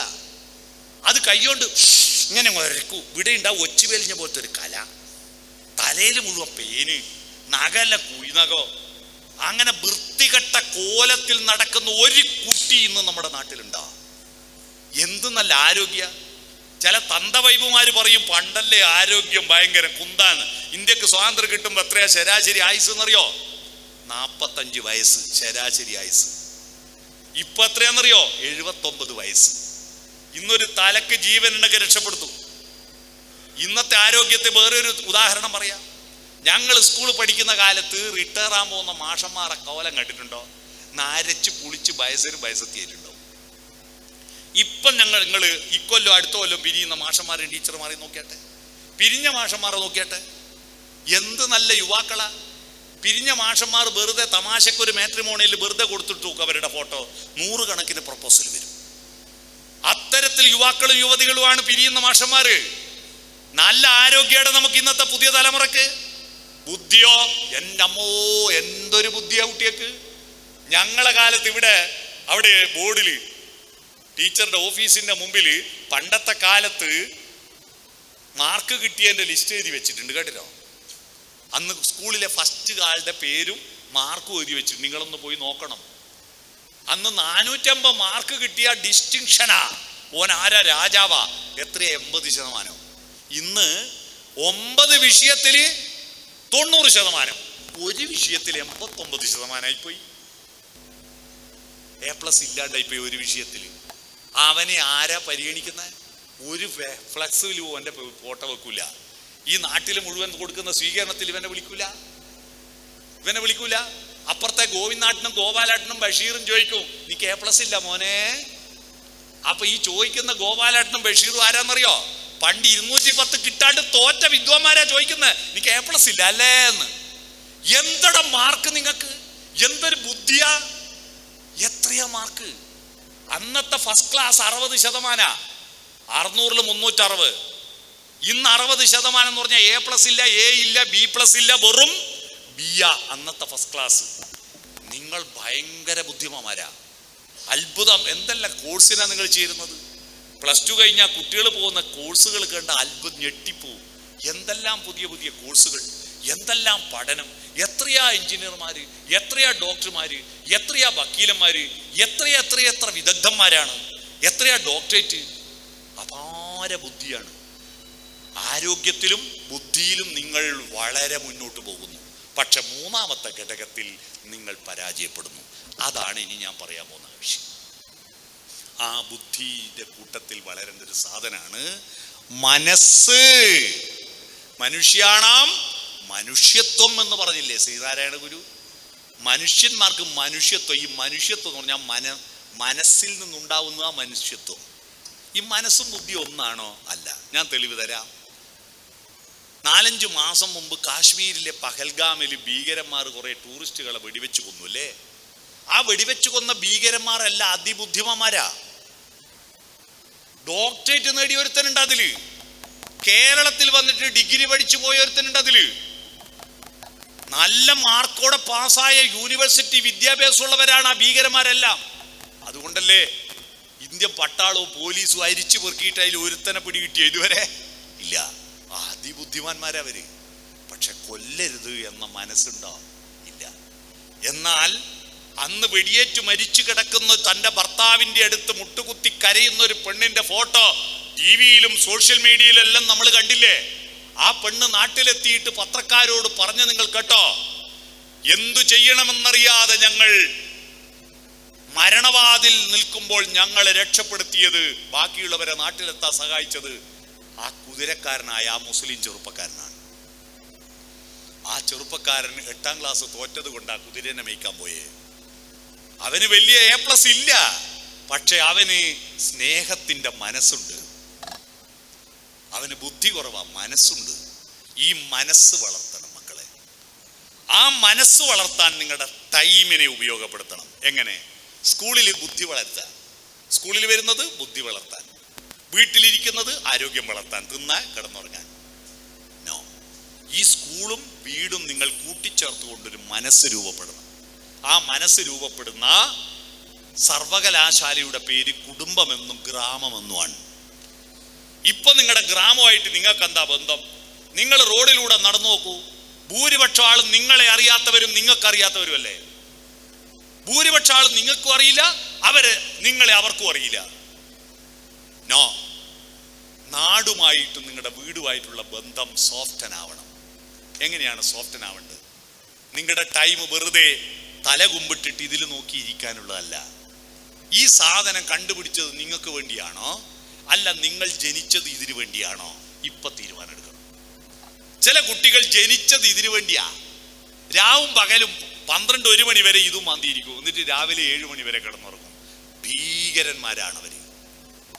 നിങ്ങളുടെ സമയമാണ് ഏറ്റവും പ്രധാനം. പ്രധാനമന്ത്രി നരേന്ദ്രമോദിക്കും ഒരു പണിയില്ലാതെ ചൊറിയും കുത്തിയിരിക്കുന്നവന് 24 മണിക്കൂറാ ഒരു ദിവസം. ടൈം വളരെ വളരെ പ്രധാനമാണ്. നമ്മൾ 90 വയസ്സ് വരെ ജീവിക്കുന്നു എന്ന് വിചാരിക്ക്. പോരെ? 90 പോരെ? 90 വയസ്സ് ജീവിക്കുമ്പോൾ 60 വർഷമേ നമുക്ക് ബോധമുള്ളൂ. അറിയോ? 30 വർഷം നമുക്ക് ബോധമില്ല. നമ്മൾ ഈ ഭൂമിയിലുള്ള അറിയില്ല. കാരണം 30 കൊല്ലം നമ്മൾ ഉറക്ക. 24 മണിക്കൂറിൽ 8 മണിക്കൂർ ഡെയിലി ഉറങ്ങണ്ടേ? അപ്പൊ 90ന്റെ 3/1 30, 24ന്റെ 3/1 8 90ന്റെ 3/1 30 അല്ലേ? 30 വർഷം നമ്മൾ ഉറക്ക. ഉറക്കത്ത് നമ്മൾ അറിയോ നമ്മളുണ്ടെന്ന്? അറിയോ? അടുത്ത് കിടക്കുന്ന ആളറിയോ നമ്മളുണ്ടെന്ന്? കൂർക്കം വലി കേട്ടിട്ട് നമ്മൾ അറിയില്ലല്ലോ ഭൂമിയിൽ ഉണ്ടെന്ന്. ഉറങ്ങുമ്പോ ഒരു ഗ്യാരണ്ടിയുള്ള മരണമല്ലേ ഉറക്കം? നാളെ ഉണരുവെന്ന ഗ്യാരണ്ടിയോടുള്ള മരണമാണ് ഉറക്കം. നമ്മൾ ബോധത്തോടെ ഇരിക്കുന്ന 60 വർഷം മാത്രമാണ് ഒരായുസിൽ. ഈ 60 വർഷത്തിൽ 15 വർഷം നമ്മൾ തിന്നാൻ വേണ്ടി മാത്രം ചെലവഴിക്കുക. തിന്നൽ പക്ഷി മൃഗങ്ങളെല്ലാം തിന്നുന്നുണ്ട്. ഭക്ഷണം ശേഖരിക്കണം, അത് കഴുകണം, പാചകം ചെയ്യണം, വിളമ്പണം, തിന്നണം, പാത്രം കഴുകണം, തിന്നാൻ വേണ്ടി അങ്ങോട്ട് പോകണം, തിന്നാൻ വേണ്ടി ഇങ്ങോട്ട് തിന്നാൻ പോയിട്ട് തിരിച്ചു വരണം. എല്ലാം കൂടി തിന്നാൻ മാത്രം ഒരായുസിൽ 15 വർഷം ചെലവഴിക്കും. അപ്പൊ 60 നിന്ന് 15 പോയാൽ ഇനി എത്രയാ ബാക്കി നമ്മുടെ മുമ്പിൽ? 45. 90 വയസ്സിൽ 45 പോയി, അതിന് 45 കയ്യിലുള്ളൂ. ഈ 45 കൊല്ലക്കാലത്തിൽ 5 കൊല്ലം ടോയ്ലറ്റിലാ. 5 ഒരായുസിൽ ഒരു മനുഷ്യൻ മലയാളി 5 കൊല്ലം ടോയ്ലറ്റിലിരിക്കും എന്ന് പറഞ്ഞാൽ മൂത്രം ഒഴിക്കുന്നതും മാത്രം കൂട്ടിയാൽ പോരല്ലോ, ഒഴിക്കുന്ന സമയം പോരല്ലോ, ആടെ ഒഴിക്കാൻ പോയതും വരുന്നതും കൂട്ടണ്ടേ. പണ്ടത്ര ഇല്ല കേട്ടോ. നിങ്ങളുടെ അച്ഛനമ്മമാരൊന്നും ഇത്ര സമയം ടോയ്ലറ്റിൽ ഇരിക്കില്ല. കാരണം അന്ന് യൂറോപ്യൻ ക്ലോസറ്റ് ഇല്ല, നാടൻ കക്കൂസ, മുട്ടും മടക്കിയിരിക്കണം, മുട്ട് വേദനിച്ചിട്ട് വേഗം എണീറ്റ് പോകും. വന്നപ്പോ കസേരമേൽ ഇരിക്കും പോലെ സുഖമായിട്ട് ഇരിക്കുകയല്ലേ. എത്ര നേരം വേണോ ഇരിക്കാം, വരുമ്പം വരട്ടെ, ആടെ ഇരിക്കും അല്ലേ. ചെറുപ്പക്കാരെല്ലാം ഇപ്പൊ ഫോണും എടുത്തിട്ടാ ടോയ്ലറ്റ് കയറുന്നത്. അച്ഛനും അമ്മയും കേൾക്കാതെ പലതും ഡൗൺലോഡ് ചെയ്യാലോ. ആടെ നാകുമ്പോൾ മേലെ നിന്ന് ഡൗൺലോഡിങ്, താഴെ നിന്ന് ഡൗൺലോഡിങ്, രണ്ടും നടക്കുമല്ലോ അല്ലേ. അതാണ് 5 കൊല്ലം നമ്മൾ ടോയ്ലറ്റിലാ. ഇനി 40 ബാക്കിയുള്ളൂ നിങ്ങൾക്ക്. ആ 40-ൽ 10 കൊല്ലം നമ്മൾ അസുഖം വന്ന് കിടക്കും. ഇപ്പൊ തന്നെ നിങ്ങൾക്ക് തലവേദന വന്ന, വയറുവേദന വന്ന, പനി വന്ന കിടക്കുന്നില്ലേ? ജനിച്ച ആദ്യത്തെ 1 കൊല്ലം കിടപ്പ് തന്നെയായിരുന്നില്ലേ നിങ്ങള്? 60-70 കഴിഞ്ഞാലും കിടപ്പ് തന്നെയാ. അങ്ങനെ 10 കൊല്ലം കിടന്നും പോവും അസുഖം വന്നിട്ട്. ഇനി 30 ബാക്കിയുള്ളൂ കേട്ടോ. ആ 30-ൽ 5 കൊല്ലം നമ്മളെ മേക്കപ്പ് ചെയ്യണ്ടേ, പല്ല് തേക്കണ്ടേ, കുളിക്കണ്ടേ, മുടി ചീകണ്ടേ, മീശ കട്ടിയണ്ടേ, ഷേവ് ചെയ്യണ്ടേ, പുരികം പൊരിക്കണ്ടേ, വരച്ചുണ്ടാക്കണ്ടേ, സാരി ഉടുക്കണ്ടേ, മുന്താണിക്ക് പിന്നു കുത്തണ്ടേ, ട്രൗസർ ഇടണ്ടേ, പാൻറ് ഇടണ്ടേ, എന്തെല്ലാം. ഒരു മുടിക്ക് വേണ്ടി തന്നെ പെൺകുട്ടികൾ അത്ര സമയം ചെലവഴിക്കൂല്ലേ? നമ്മളെ അണിയിച്ചൊരുക്കാൻ വേണ്ടി മാത്രം 5 കൊല്ലം ചെലവഴിക്കും. ഇനി എത്രയാ നിങ്ങളുടെ മുമ്പിൽ ബാക്കി? 25 കൊല്ലം. 90 വയസ്സിൽ ഹേ മനുഷ്യ, എനിക്ക് വേണ്ടി മനുഷ്യനാവാൻ വേണ്ടി 25 വർഷമേ ഉള്ളൂ. ആ 25 വർഷം ആരെങ്കിലും പടച്ചുവിടുന്ന ഗെയിമും കളിച്ച്, ആരെങ്കിലും പടച്ചുവിടുന്ന റീലും നോക്കി ഇങ്ങനെ ഇരുന്നിട്ട് സമയം പോക്കിയിട്ട് 90 കൊല്ലം കഴിഞ്ഞ് മരിച്ചു പോയാൽ പിന്നെ ഒരു 90,000 കൊല്ലം കഴിഞ്ഞാൽ തിരിച്ചു വരുവോ? 90,000 കോടി കൊല്ലം കഴിഞ്ഞാൽ തിരിച്ചു വരുവോ? നമുക്ക് ലഭിച്ചിരിക്കുന്ന അത്ഭുതമായിരിക്കുന്ന ജന്മമാണ് ഈ മനുഷ്യ ജന്മം. ആ ജന്മത്തിൽ വെറുതെ സമയം ചെലവഴിക്കാൻ ഇതിന്റെ പിറകെ നടന്നിട്ട് നിങ്ങളെ പറ്റിക്കുന്ന അന്താരാഷ്ട്ര ഭീകരന്മാർ നിങ്ങളെ പറ്റിക്കാൻ വേണ്ടിയിട്ട് ഒരു പരസ്യം ഇറക്കിയിട്ടുണ്ട്. നിങ്ങൾ ശ്രദ്ധിച്ചോ പരസ്യം? നിങ്ങളുടെ അകർമ്മണ്യതയെ വളർത്താൻ വേണ്ടി. ആ പരസ്യം 5 സ്റ്റാർ മുട്ടായിന്റെ പരസ്യമാണ്. നമ്മൾ ഓർമ്മ വന്നാ, ഒരു പയ്യൻ റോഡ് സൈഡിൽ നിന്നിട്ട് 5 സ്റ്റാർ മുട്ടായി ഇങ്ങനെ ആസ്വദിച്ച് തിന്നുമ്പോൾ ഒരു വല്യമ്മ ബസ് സ്റ്റോപ്പിൽ നിന്ന് അവരെ കയ്യിൽ നിന്ന് എന്തോ ഒന്ന് സാധനം വീണുപോയി. അത് ഉരുണ്ട് റോഡിലേക്ക് പോയപ്പോൾ മോനെ ഒന്ന് എടുത്തു തരുമോ മോനെന്ന് ചോദിച്ചു. ഇവൻ ഓക്കെ മുത്തശ്ശി പറഞ്ഞിട്ട് ഈ മുട്ടായി തിന്നതിൽ ഓൻ എടുത്തു കൊടുത്തില്ല.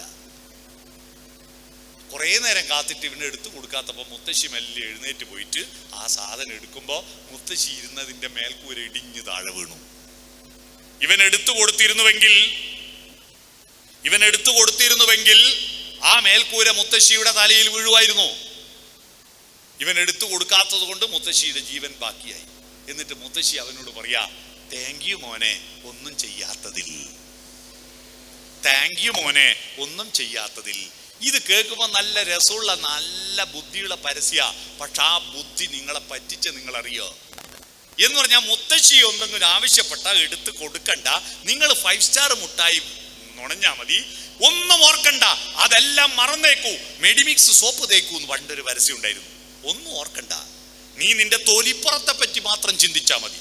നിന്റെ സ്റ്റൈലിനെ പറ്റി ചിന്തിക്കുക, നിന്റെ മുടിയെ പറ്റി ചിന്തിക്കുക, നിന്റെ ഡ്രസ്സിനെ പറ്റി, നിന്റെ പാൻറിനെ പറ്റി ചിന്തിക്കുക, നീ നിന്റെ ഭക്ഷണത്തെ പറ്റി, ചിക്കൻ കബാബിനെ പറ്റി, ചിക്കൻ കടായിയെ പറ്റി ചിന്തിക്കുക. നീ അതെല്ലാം മറക്കുക.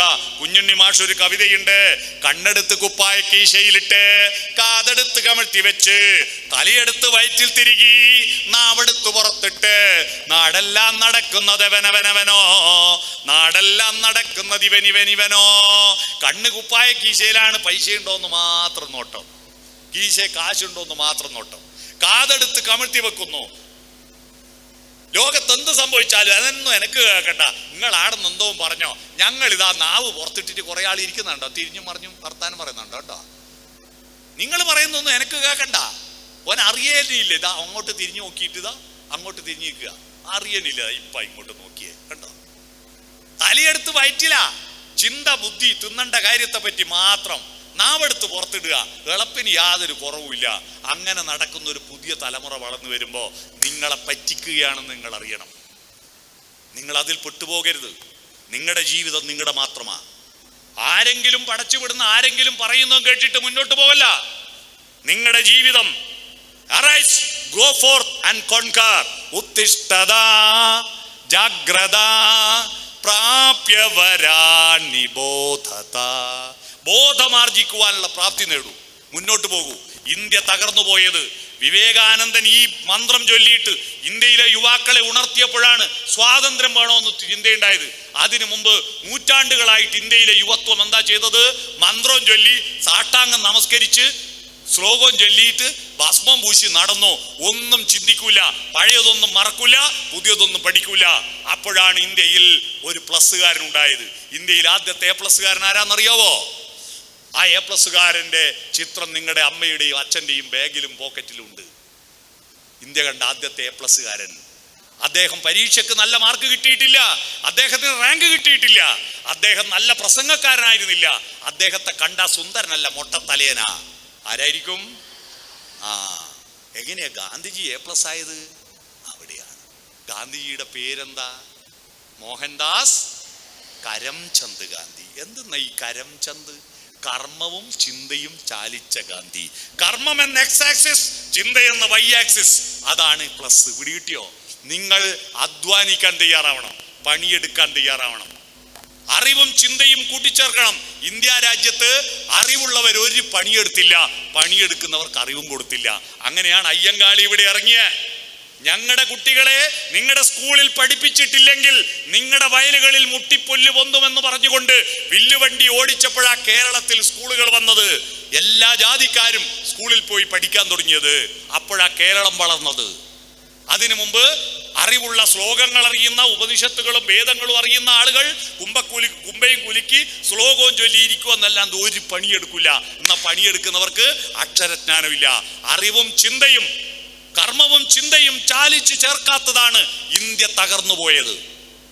നിങ്ങളുടെ A+ന്റെ അടുത്ത A+ കർമ്മവും ചിന്തയും ചാലിച്ചു ചേർക്കണം.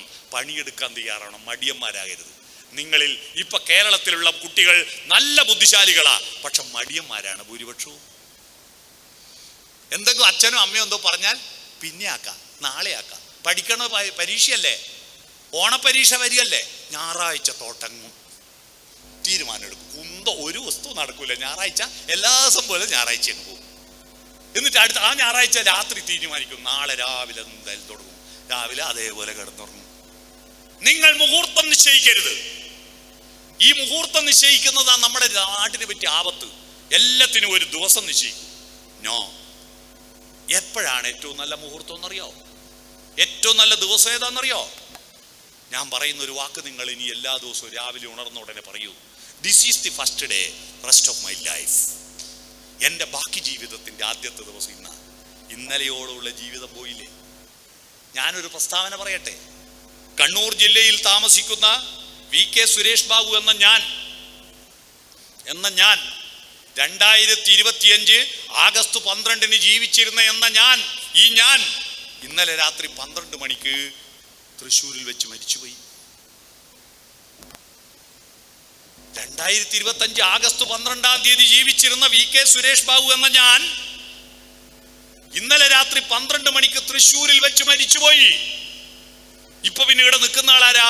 2025 ആഗസ്റ്റ് 13 ജീവിക്കുന്ന ഞാനാ. ഇനി ആഗസ്റ്റ് 12 എനിക്ക് ജീവിക്കാൻ പറ്റുമോ? തൃശ്ശൂർ എത്തിയപ്പോൾ 12 മണിയായി ട്രെയിന്. ഇന്നലെ വരെയുള്ള ഞാൻ അന്നേരം മരിച്ചു. ഇപ്പോൾ ഉള്ളത് ഇന്ന് ആഗസ്റ്റ് 13 ജീവിക്കുന്ന ഞാനാ. നിങ്ങളുടെ ഓരോ ദിവസവും മരിച്ചു വീഴുക മക്കളെ. നിങ്ങൾക്ക് ഇനി ഒരു ചാൻസും കൂടി കിട്ടിയെങ്കിൽ, 8ാം ക്ലാസ്സിൽ ഒന്ന് ചേരാൻ പറ്റിയെങ്കിൽ നല്ലോണം പഠിക്കുമായിരുന്നു. ഇപ്പൊ ആഗ്രഹമുണ്ടല്ലേ? കിട്ടുവോ? ഇല്ല, പോയി. ഇന്നലെയോളമുള്ള ദിവസങ്ങൾ മരിച്ചുപോയി. അപ്പൊ ഇനി എന്റെ ബാക്കി ജീവിതത്തിന്റെ ആദ്യത്തെ ദിവസം ഇന്നാ. അതുകൊണ്ട് ഇന്ന് തുടങ്ങുക. നാളെ എന്ന് പറഞ്ഞ പരിപാടിയില്ല നിങ്ങൾക്ക്. എന്ത് പഠിച്ചാലും ഇന്ന് തുടങ്ങുക. ഇപ്പൊ ചെയ്യേണ്ടത് ഇപ്പൊ തന്നെ ചെയ്യുക. ഇനിയാണ് മനസ്സ് വളർത്താനുള്ള, സോഫ്റ്റനാക്കാനുള്ള സൂത്രം പറഞ്ഞുതരാം. മനസ്സിലായോ? ഒരു കഷായം, മനസ്സ് വളർത്താനുള്ള കഷായം രക്ഷിതാക്കളും ഉണ്ടല്ലോ, അവർക്കും കൂടിയാ പറയുന്നത്. Soften your communication. Soften, SOFTEN. ഇത് കുട്ടികൾക്ക് വേണ്ടി പറയുന്നതല്ല. നിങ്ങൾ ഇത് കൃത്യമായി മനസ്സിലാക്കിയിട്ട് ഇന്ന് പോയിട്ട് അച്ഛനോടും അമ്മയോടും പറഞ്ഞു കൊടുക്കണം കേട്ടോ. നിങ്ങളുടെ സ്വഭാവത്തിൽ ഒരു മാറ്റം വരുത്താൻ പറഞ്ഞിട്ടുണ്ട് ഒരാള്, അത് നിങ്ങൾ മാറ്റണം. എന്താണ് ഈ SOFTEN? 6 സ്പെല്ലിംഗ് ഉണ്ട്. 6 അക്ഷരത്തിന് ഓരോ വാക്ക് ഞാൻ പറഞ്ഞുതരാം. ഒന്ന് S എന്ന് പറഞ്ഞാൽ സ്മൈൽ എന്നാണ്. പുഞ്ചിരിക്കാൻ പഠിക്കുക. നിങ്ങൾ അച്ഛനമ്മമാർ, കേരളത്തിലെ അച്ഛനമ്മമാർ പുഞ്ചിരിക്കുന്നില്ല. ഭയങ്കര മസിൽ പിടുത്താണ്. ചില ആളെ വീട്ടിൽ നിന്നുള്ള കളി കണ്ടാൽ അവർക്ക് നല്ല ഭക്ഷണം, നല്ല സ്കൂള്, നല്ല പുസ്തകം, നല്ല എല്ലാം വാങ്ങിക്കൊടുക്കും. പക്ഷെ ഒന്ന് പുഞ്ചിരിക്കൂല മക്കളെ നോക്കിയിട്ട്. നാടു ചവിട്ടി മുറിക്കണ്ടില്ലേ? അങ്ങനത്തെ ഒന്ന് ചിരിച്ചൂടറോ. മനുഷ്യനല്ലേ ചിരിക്കാൻ പറ്റൂ. കഴിഞ്ഞ വർഷം തലശ്ശേരി കേന്ദ്രീയ വിദ്യാലയത്തിൽ ഒരു പരിപാടി വെച്ചു. എന്താണെന്നറിയോ? രക്ഷിതാക്കളെ വിളിച്ചിട്ട് ആരും വരുന്നില്ല. അപ്പൊ അവരൊരു സൂത്രം, ഗ്രാൻഡ് ഫാദർ ഗ്രാൻഡ് മദർ സംഗമം, അപ്പൂപ്പൻ അമ്മൂമ്മ സംഗമം. നോക്കുമ്പോ എല്ലാരും വന്നു. അവിടുത്തെ പ്രിൻസിപ്പൾ അധ്യക്ഷ പ്രസംഗം നടത്തുമ്പോൾ പറഞ്ഞു, മക്കളെ കണ്ടോ, ഇതാ ഇപ്പുറത്ത് ഒരു ഭാഗത്ത് അപ്പൂപ്പനും അമ്മൂമ്മയും, ഒരു ഭാഗത്ത് കുട്ടികളും. ഇതാ ഇവരെ നോക്കൂ. ഇവരെ സ്നേഹിക്കണം, സഹായിക്കണം, പരിഗണിക്കണം കേട്ടോ. എന്നിട്ട് ടീച്ചർ സ്ഥിരം കേട്ട് പഴകിയ ഒരു മുദ്ര, ഒരു പഴഞ്ചൊല്ല് പറഞ്ഞു. പഴുത്ത പ്ലാവില വീഴുമ്പോ പച്ചപ്ലാവിലെ ചിരിക്കും അല്ലേ? പച്ചപ്ലാവിലതാ പ്ലാവിലെ വീണില്ലേ എന്ന് പറഞ്ഞ് ചിരിക്കും. പക്ഷെ ഈ പച്ചപ്ലാവിൽ ഇതുപോലെ ഒരു കാലം പഴുത്ത് വീഴും, ഓർക്കണം. അതുകൊണ്ട് ചിരിക്കല്ലേ. അപ്പൊ ഒരു കുട്ടി എഴുന്നേറ്റിട്ട്, വിനീത് എന്ന് പറഞ്ഞൊരു കുട്ടി, ടീച്ചറെ ഒരു സംശയം. എന്താ? പഴുത്ത പ്ലാവിലെ വീഴുമ്പോ പച്ചപ്ലാവിലെ ചിരിക്കാതിരുന്ന പഴുക്കാണ്ടിരിക്കുവോ? എന്തായാലും പഴുക്കൂലേ, പിന്നെ ചിരിക്കുന്നല്ലേ നല്ലതെന്ന്. മനസ്സിലായോ? ചിരിക്കൂ, പുഞ്ചിരിക്കൂ. രാവിലെ അച്ഛനെയും അമ്മേനെയും നോക്കി പുഞ്ചിരിക്കൂ. നിങ്ങളുടെ വീട്ടിൽ CCTV ഉണ്ടോ? കഴിഞ്ഞ ഒരാഴ്ച കാലം നിങ്ങളുടെ മുഖം എണീറ്റ് വരുമ്പോ എങ്ങനെയാ? പ്ലാവുമെന്ന് വീണ കുഴച്ചക്ക പോലെ ചുളുക്കി മടക്കിയിട്ടാണോ? നോ. നിങ്ങൾ പുഞ്ചിരിക്കൂ. പുഞ്ചിരിക്കാൻ അറിയുന്ന ഒരേ ഒരു ജന്തു മനുഷ്യനാ. നിങ്ങൾ പുഞ്ചിരിച്ചാ പോരാ, വീട്ടുകാർ പുഞ്ചിരിച്ചാ പോരാ, നിങ്ങളുടെ വീട് പുഞ്ചിരിക്കാറുണ്ടോ? വീട് പുഞ്ചിരിക്കാറുണ്ടോ? വീട് പുഞ്ചിരിക്കാൻ എന്താ മാർഗം? വീടിന്റെ ചുണ്ടാണ് മുന്നിലത്തെ വാതില്. നിങ്ങൾ രാവിലെ ഉണർന്ന ഉടനെ നേരെ മുന്നിലത്തെ വാതിൽ തുറക്കൂ. എന്നിട്ട് അവിടെ ഒരു അത്ഭുത പ്രതിഭാസമുണ്ട്. സുപ്രഭാതം സുപ്രഭാതം സുപ്രഭാതം സുപ്രഭാതം സുപ്രഭാതം സുപ്രഭാതം. നീലഗിരിയുടെ സഖികളെ, ജ്വാലാമുഖികളെ, ജ്യോതിർമയ്യാം ഉഷസിന് എന്ന പാട്ട് കേട്ടിട്ടില്ലേ? ഒരു പാട്ടുപാടും എഴുന്നേറ്റിട്ട്. നിങ്ങൾ രാവിലെ തന്നെ ഒരു വിഗ്രഹത്തിന്റെ മുന്നിൽ കുമ്പിടുകയാണ്. അത് ഹിന്ദുക്കളും മുസൽമാനും ക്രിസ്ത്യാനികളും അല്ല. ആ വിഗ്രഹത്തിന്റെ മുമ്പിൽ നാളെ മുതൽ കണി കാണരുത്. പൂജാമുറിയിലെ വിഗ്രഹമല്ല ഞാൻ ഉദ്ദേശിച്ചത്. നിങ്ങളുടെ വീടിന്റെ മൂലക്ക് പ്രതിഷ്ഠിച്ചിരിക്കുന്നുണ്ട് ഒരു വിഗ്രഹം, യൂറോപ്യൻ ക്ലോസറ്റ്. ആടെ പോയി നമസ്കരിച്ചിട്ടേ വാതിൽ തുറക്കൂലേ? ഇതാ കണി കാണുന്നത്. ദേവി ഇത് വാതിൽ തുറക്കൂ. അച്ഛനോടും അമ്മയോടും പറ, ഞങ്ങളുടെ കൂടെ വരാന്തയിലേക്ക് ഇറങ്ങൂ. അമ്മമാര് രാവിലെ ഇസ്രായേലിലെ പട്ടാളക്കാരെ പണിയെടുക്കണം. അവർക്ക് ഇസ്രായേലിലെ പട്ടാളക്കാര് 3 വർഷമായിട്ട് എടുക്കുന്ന ഒരു പണിയുണ്ട്. ഇപ്പൊ 2 മാസമായിട്ടുള്ളൂ നിർത്തിയിട്ട്. രാവിലെ എണീറ്റ 3 മിസൈലിന് തീ കൊടുക്കും. എന്നിട്ട് എത്ര പല്ല് വരെ തേക്കാൻ പോകും. നമ്മൾ അമ്മമാര് രാവിലെ എണീറ്റ ഒരു തോക്കുണ്ട് അവരെ കയ്യിൽ, അതെടുക്കും. എന്നിട്ട് അതൊന്നും ഒന്ന് കുനിയും. ഗ്യാസിന്റെ 3 അടുപ്പുണ്ടാവും. ടിക്ക് ടിക്ക് ടിക്ക് 3 തീ കൊടുക്കല്. ഇത് പിന്നെ ആവാം. നിങ്ങളോട് പറയാ, രക്ഷിതാക്കളെ ഞങ്ങളുടെ കൂടെ ഒന്ന് വരാന്തയിൽ ഇറങ്ങും, മുറ്റത്തിറങ്ങും. എന്നിട്ട് അവിടെ വിരിഞ്ഞ പൂക്കളെ കാണിക്കൂ. ഈ മുറ്റത്ത് വലിയ ചെടിയെല്ലാം വെച്ച് പിടിപ്പിച്ചിട്ട് നാട്ടുകാർ കാണാൻ അനുവദിക്കൂല, വലിയ മതിൽ കെട്ടു. വീട്ടുകാർ കാണാൻ വാതിൽ തുറക്കില്ല. പിന്നെ എന്ത് കുന്തത്തിനായി ചെടി പിടിപ്പിച്ചെന്ന് എനിക്കിപ്പോ മനസ്സിലാവുന്നില്ല. ഫോട്ടോ എടുക്കാൻ വീട്ടുകാർ കാണുമ്പോൾ വാതിൽ തുറക്കണ്ടേ? എല്ലാ വീടും അടഞ്ഞു കിടക്കും. നാട്ടുകാർ കാണാൻ വിടൂല, വലിയ മതിലും കെട്ടും. എന്നിട്ട് വലിയ ഗേറ്റ് പിടിപ്പിക്കും. എന്നിട്ട് നല്ല ജോലിയും വാങ്ങി ശമ്പളവും വാങ്ങി കൊട്ടാരം പോലത്തെ വീടും എടുത്ത്, എന്നിട്ട് വീട്ടിന് പേടിയായിട്ട് പൈസ മോഷണം പോകുമെന്ന് പേടിച്ചിട്ട് വലിയ നായിനെ വാങ്ങിപ്പോറ്റു. എന്നിട്ട് രാത്രിയിൽ ഗേറ്റ് തുറന്ന് പുറത്തിറങ്ങുന്നത് ഈ നായിനെ തൂറാൻ കൊണ്ടാക്കാൻ മാത്രം ഗേറ്റ് തുറന്ന് പുറത്തിറങ്ങുന്ന കുറെ ഭീകരന്മാരുണ്ട് നമ്മുടെ നാട്ടിൽ. അത്തരത്തിലുള്ള വിഡ്ഢികളായി മാറരുത് നിങ്ങൾ കേട്ടോ. വലിയ മതിലും കെട്ടി വീട്ടിന്റെ അകത്ത് കുടിഞ്ഞിരുന്ന് മൊബൈൽ നോക്കി ടിവിയും കണ്ട് നായിനെ തൂറാൻ കൊണ്ടാക്കാൻ മാത്രം ഗേറ്റ് തുറന്ന് പുറത്തിറങ്ങുന്ന വിഡ്ഢികള് നമ്മളെ കേരളത്തിൽ വളർന്നു വരിക. നിങ്ങൾ അതിൽ പെട്ടുപോകരുത്. നിങ്ങൾ വാതിൽ തുറക്കൂ. മുറ്റത്തെ പൂക്കളെ കാണൂ, പൂമ്പാറ്റകളെ കാണൂ, തുമ്പികളെ കാണൂ. പ്രഭാതം വിടരും, പ്രദോഷം വിടരും, പ്രതീചി രണ്ടും കണ്ടു നിൽക്കും. ഉദയമില്ലാതില്ല അസ്തമനം, ഉണരൂ മനസ്സേ ഉണരൂ. മനസ്സിനെ ഉണർത്തൂ, വാതിൽ തുറക്കൂ, പുഞ്ചിരിക്കുക. യെസ്. രണ്ടാമത്തത് ഓപ്പൺ ദി ഹേർട്ട്, ഹൃദയം തുറന്ന് വർത്തമാനം പറ. വീട്ടിൽ നിങ്ങൾ അച്ഛനും അമ്മയും എല്ലാവരും ഒത്തുചേരുന്ന സമയത്ത് കയ്യിൽ അച്ഛന്റെയും അമ്മയുടെയും നിങ്ങളുടെയും കയ്യിൽ മൊബൈൽ ഉണ്ടാവരുത്, ടിവിയും തുറന്നു വെക്കരുത്. എന്നിട്ട് വട്ടത്തിൽ നിന്ന് വർത്തമാനം പറയൂ. 1.5 മണിക്കൂർ. സ്കൂളിലെ വിശേഷമെല്ലാം പറ, വിശേഷം പറ. ഇന്ന് വീട്ടിൽ പോയാൽ ഇന്ന് ഒരു വിദ്വാൻ വന്നിന് അങ്ങ് കണ്ണൂരിന്ന് എന്തല്ലോ ഇളക്കിയിട്ട് പോയിന്ന് പറ. അതല്ല പറ, വിശേഷങ്ങൾ പറ. ടിവിയും തുറന്നിട്ട് പറയരുത്. ഈ മൊബൈലും നോക്കി ടിവിയും കണ്ടുകൊണ്ട് തിന്നുന്ന കുറെ ഭീകരന്മാരുണ്ട് നമ്മുടെ. അവരീ സാമൂഹ്യ വിരുദ്ധരായി മാറും കേട്ടോ. ടിവിയും തുറന്നിട്ട് മൊബൈലും നോക്കി ഭക്ഷണം കഴിക്കുന്ന കുട്ടികളുണ്ടോ നിങ്ങളുടെ ഉള്ളിൽ? നിങ്ങൾ ഭ്രാന്തനാണെന്ന് മനസ്സിലായിക്കൊള്ളുക. ഭക്ഷണം കഴിക്കുമ്പോൾ ടിവിയും കാണരുത്, മൊബൈലും നോക്കരുത്. ഈ വേറൊരു കുഴപ്പമെന്ന് വെച്ചാൽ ടിവി കാണുമ്പോൾ ചെയ്യാൻ പറ്റിയ ഒറ്റൊരു പണിയേ ഉള്ളൂ, തിന്നല്. ഒരു റേഡിയോ വാങ്ങി തരാൻ പറ അച്ഛനോടും അമ്മയോടും. റേഡിയോ കേൾക്കുമ്പോൾ എന്ത് പണിയും സംസ്കാരത്തിന് മുറിവേൽപ്പിക്കുന്ന ഒരു പരിപാടി റേഡിയോയിൽ ഉണ്ടാവില്ല.